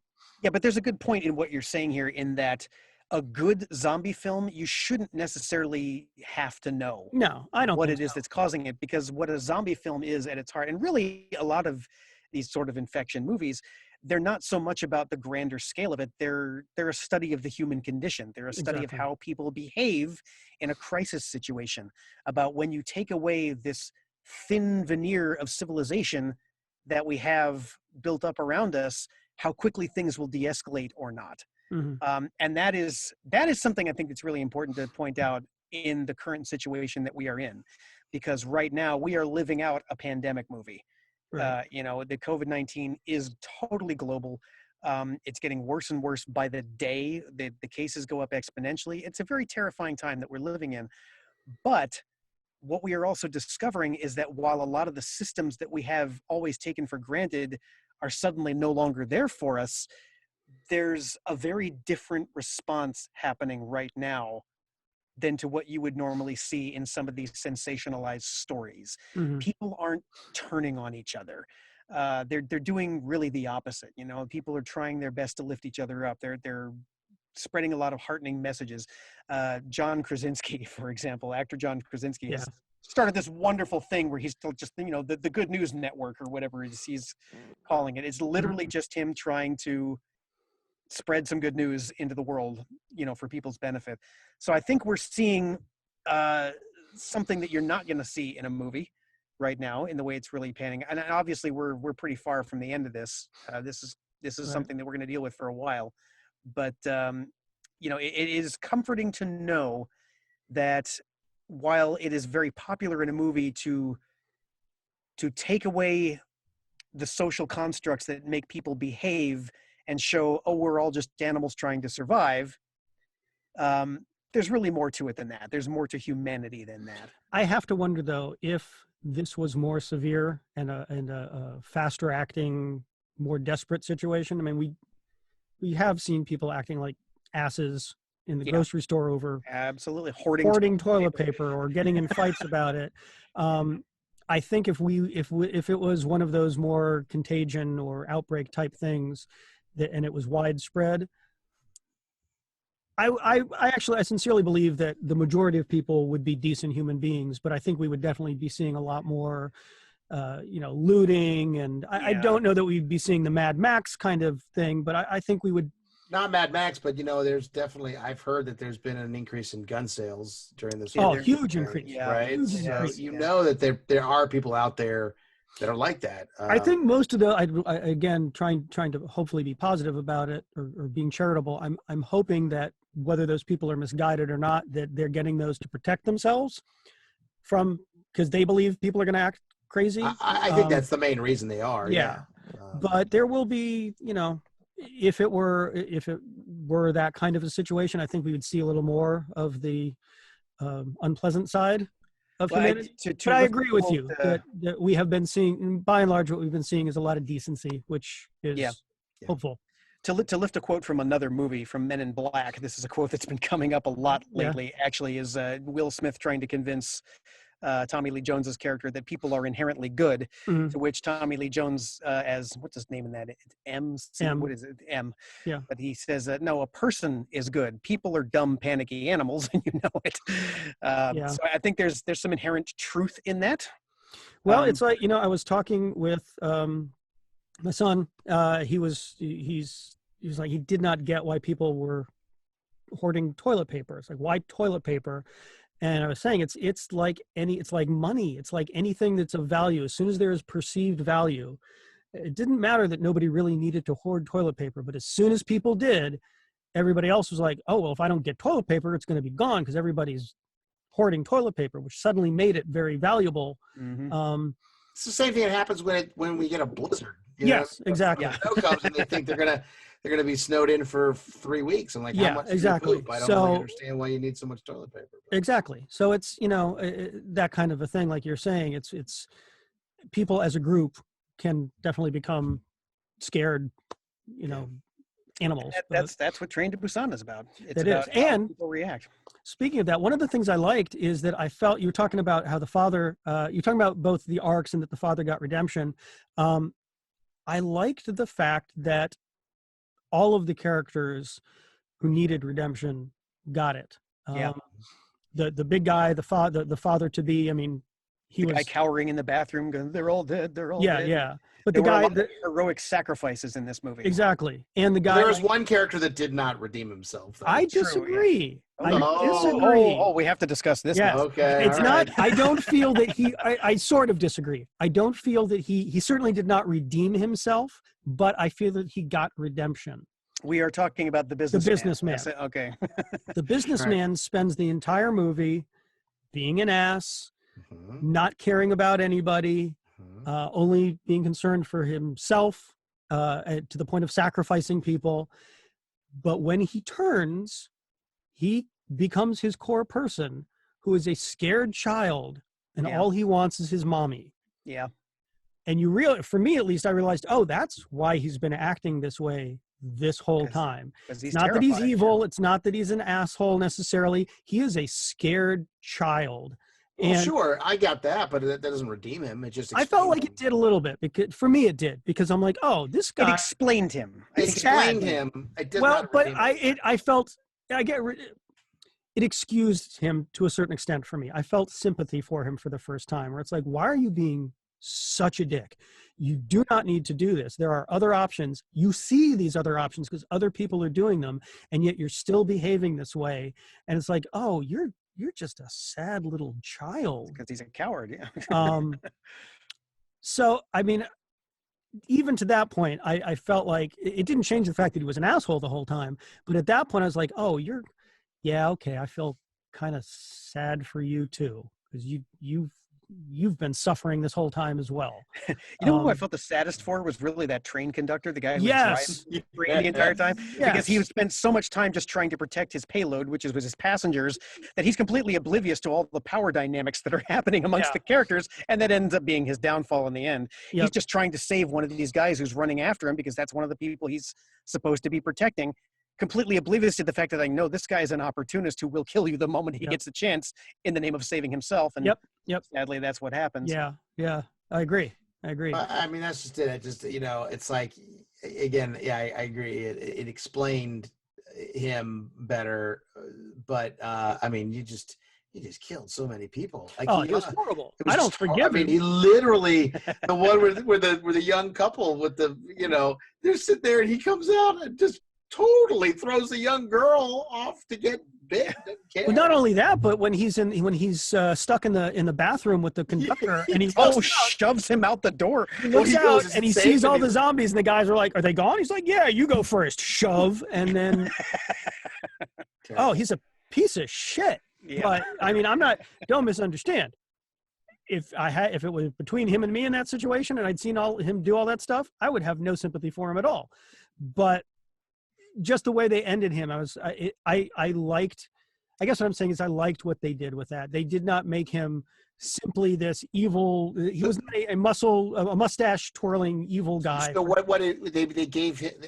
There were no one-dimensional characters. Exactly. Yeah. So I will say that what they did at the end, because he was the character that was the most formulaic all the way through until that point where you went, oh yeah, he's just a scared little boy.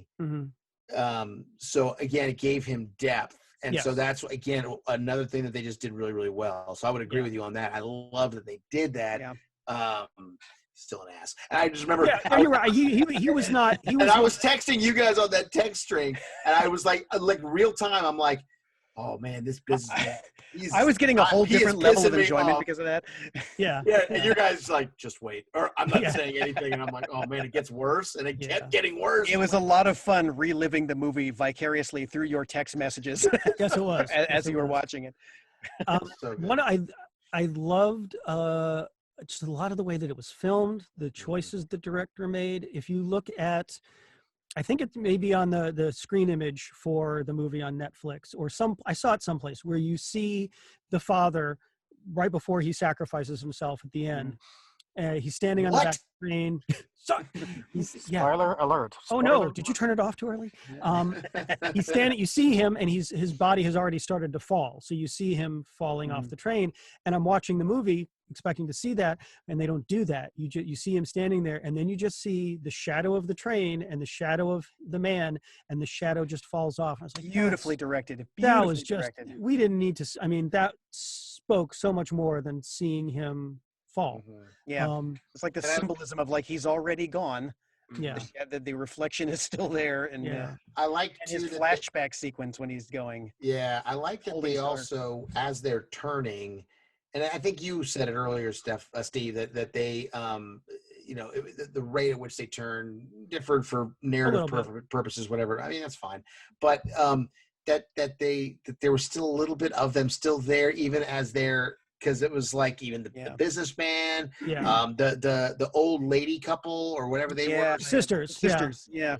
So the one you could tell she was right before that one girl opened the thing, the one that had turned, she looked like she kind of had recognition of her still. Yes. Yeah.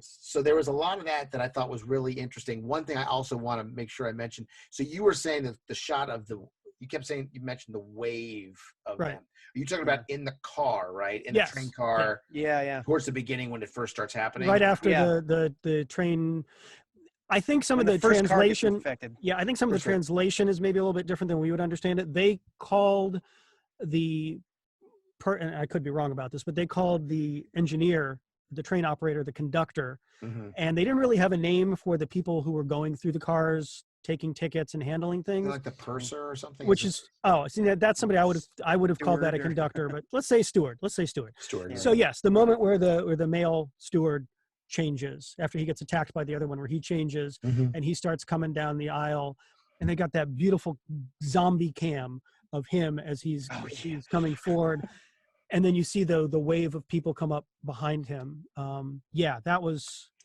Wonderfully incredible. directed. It's fantastic. Now, the other one that I thought that's what you were talking about, but I would say was even more impressive to me Mhm. was towards the end when the father and the daughter and the pregnant woman get to that other train and they're chasing after dragging them behind. and they're dragging them and they end up they create this chain of bodies Yeah, that people yeah. that the other ones can they almost use each other to climb on top to create this. And that there was one shot that was like an above shot down of that, and it was, oh my gosh, It was like I 3 had- train cars yeah long of and like people. 2 train cars wide. And love when to know how it they finally film that. breaks, you see them all like breaking like a wave crashing. Yes, Yeah. and tumbling over each I other. would and love stuff. to know how they filmed Incredible. Yeah, it was Incredible. really well done. Again, I think I think it was what Steve was saying, is that it started out with actors and then they built on that with CGI. It definitely was Has to, CGI yeah. ultimately, but it's so Or even well in the done. train station when they finally all break through the windows that they're trying to hold them back, and it's just, Yeah. they finally let it go and they just all come crashing through in this Yes. unbelievably Wave of people. huge pile of The people. one CGI moment that stood out was when the train's already pulling out and the soldiers fall through the window of the observation level Mm-hmm. and fall onto the train. There's a couple of those bodies falling where it looked a little CGI, but even that was Yeah. miles beyond a lot of the CGI that we see in big budget movies. So Yeah. it was incredible. I Very mean, effective. so good, so and good. just that moment where you mentioned before, where they get to that first station where the military is there and it's supposed to be locked down, and they're coming down the stairs, and you see all these soldiers, just this huge number, like 100 or more soldiers, And you just know just what's standing coming. there, and somebody makes a noise and they turn around, and the second they turn around, they just attack, and it's just this huge. I know they're zombies, but you're still like, they're military, so even Yeah. when you're not thinking, they're probably got to be more dangerous Yeah. than just like your average guy who's They're recently turned and physically fit. yes, and as they run up, it's just amazing. It's amazing. Agreed. Yeah, I was ready to declare this one of the best zombie movies of all time. I will. For me, I would put it at the top of the list. I can't think of Yeah. any that does the zombies and the story and the characters and the I think filming. most critics are always going to side on George Romero's original Night of the Living Dead as the greatest, but I would say it's the most might be the most important, but it defined the genre for It sure. did, but I think this one finally elevated it to an art form that is has shown us what it should be. I cannot think of anything in it that I would call a weakness. I mean, Yeah. start to finish, production, directing, story, acting, filming, Writing. music, everything. Did anybody else cry like a little child when the girl is singing in the tunnel Oh at the my very end? So good. And that was such a good, tying things together that Yeah. she had not. Well, yeah, Actually, because she never got the explains chance to perform it. She never got the chance And to that's the thing. perform it for him. But it's actually, I've got little goosebumps now. that she said she couldn't finish singing because That's he why wasn't she there. stopped. Because he wasn't Yep. there. And then at the end, she finishes singing because he's not there. Yeah. I mean, Yeah. it's just Beautiful Oh my bookend. God. Beautiful oh my bookend. God. And because of the tension that they had built up to the whole movie and establishing that anybody could go, I'm sitting here watching. They're coming through the tunnel. You have the other side. You have actual military that are Yep. ready to, and they get guys like, have they turned? I can't tell. And then the guy says, "All right, kill him." Go ahead and kill him. Yeah. And you think, I'm thinking they're going to kill these two. That's how this type of movie, I could see it ending that way. It absolutely and could. then Speaking she of Night of the starts Living to sing. Dead, that's how Night of the Living Dead did end. Yeah, Nobody made yeah. it out alive. Yeah. Yeah. Yeah. Yeah, but no, it was holy crap, so emotional. Yeah.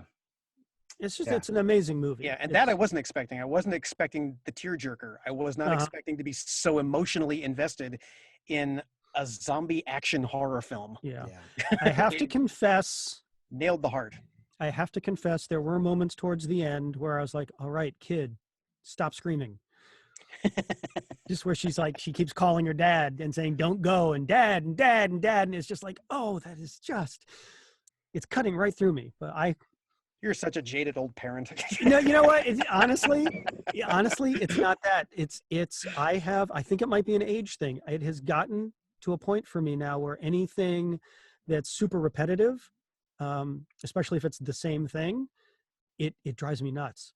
It's just and like, you chose Pontypool. I was going to say, don't repeat the word over and over. Yeah. Well, now that you say that, that makes a lot more sense.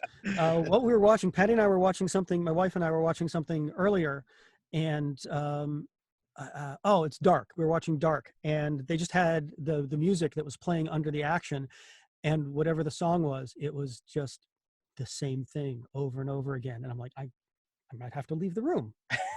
This makes me want to rip my ears off. So having her screaming at the end, it was there.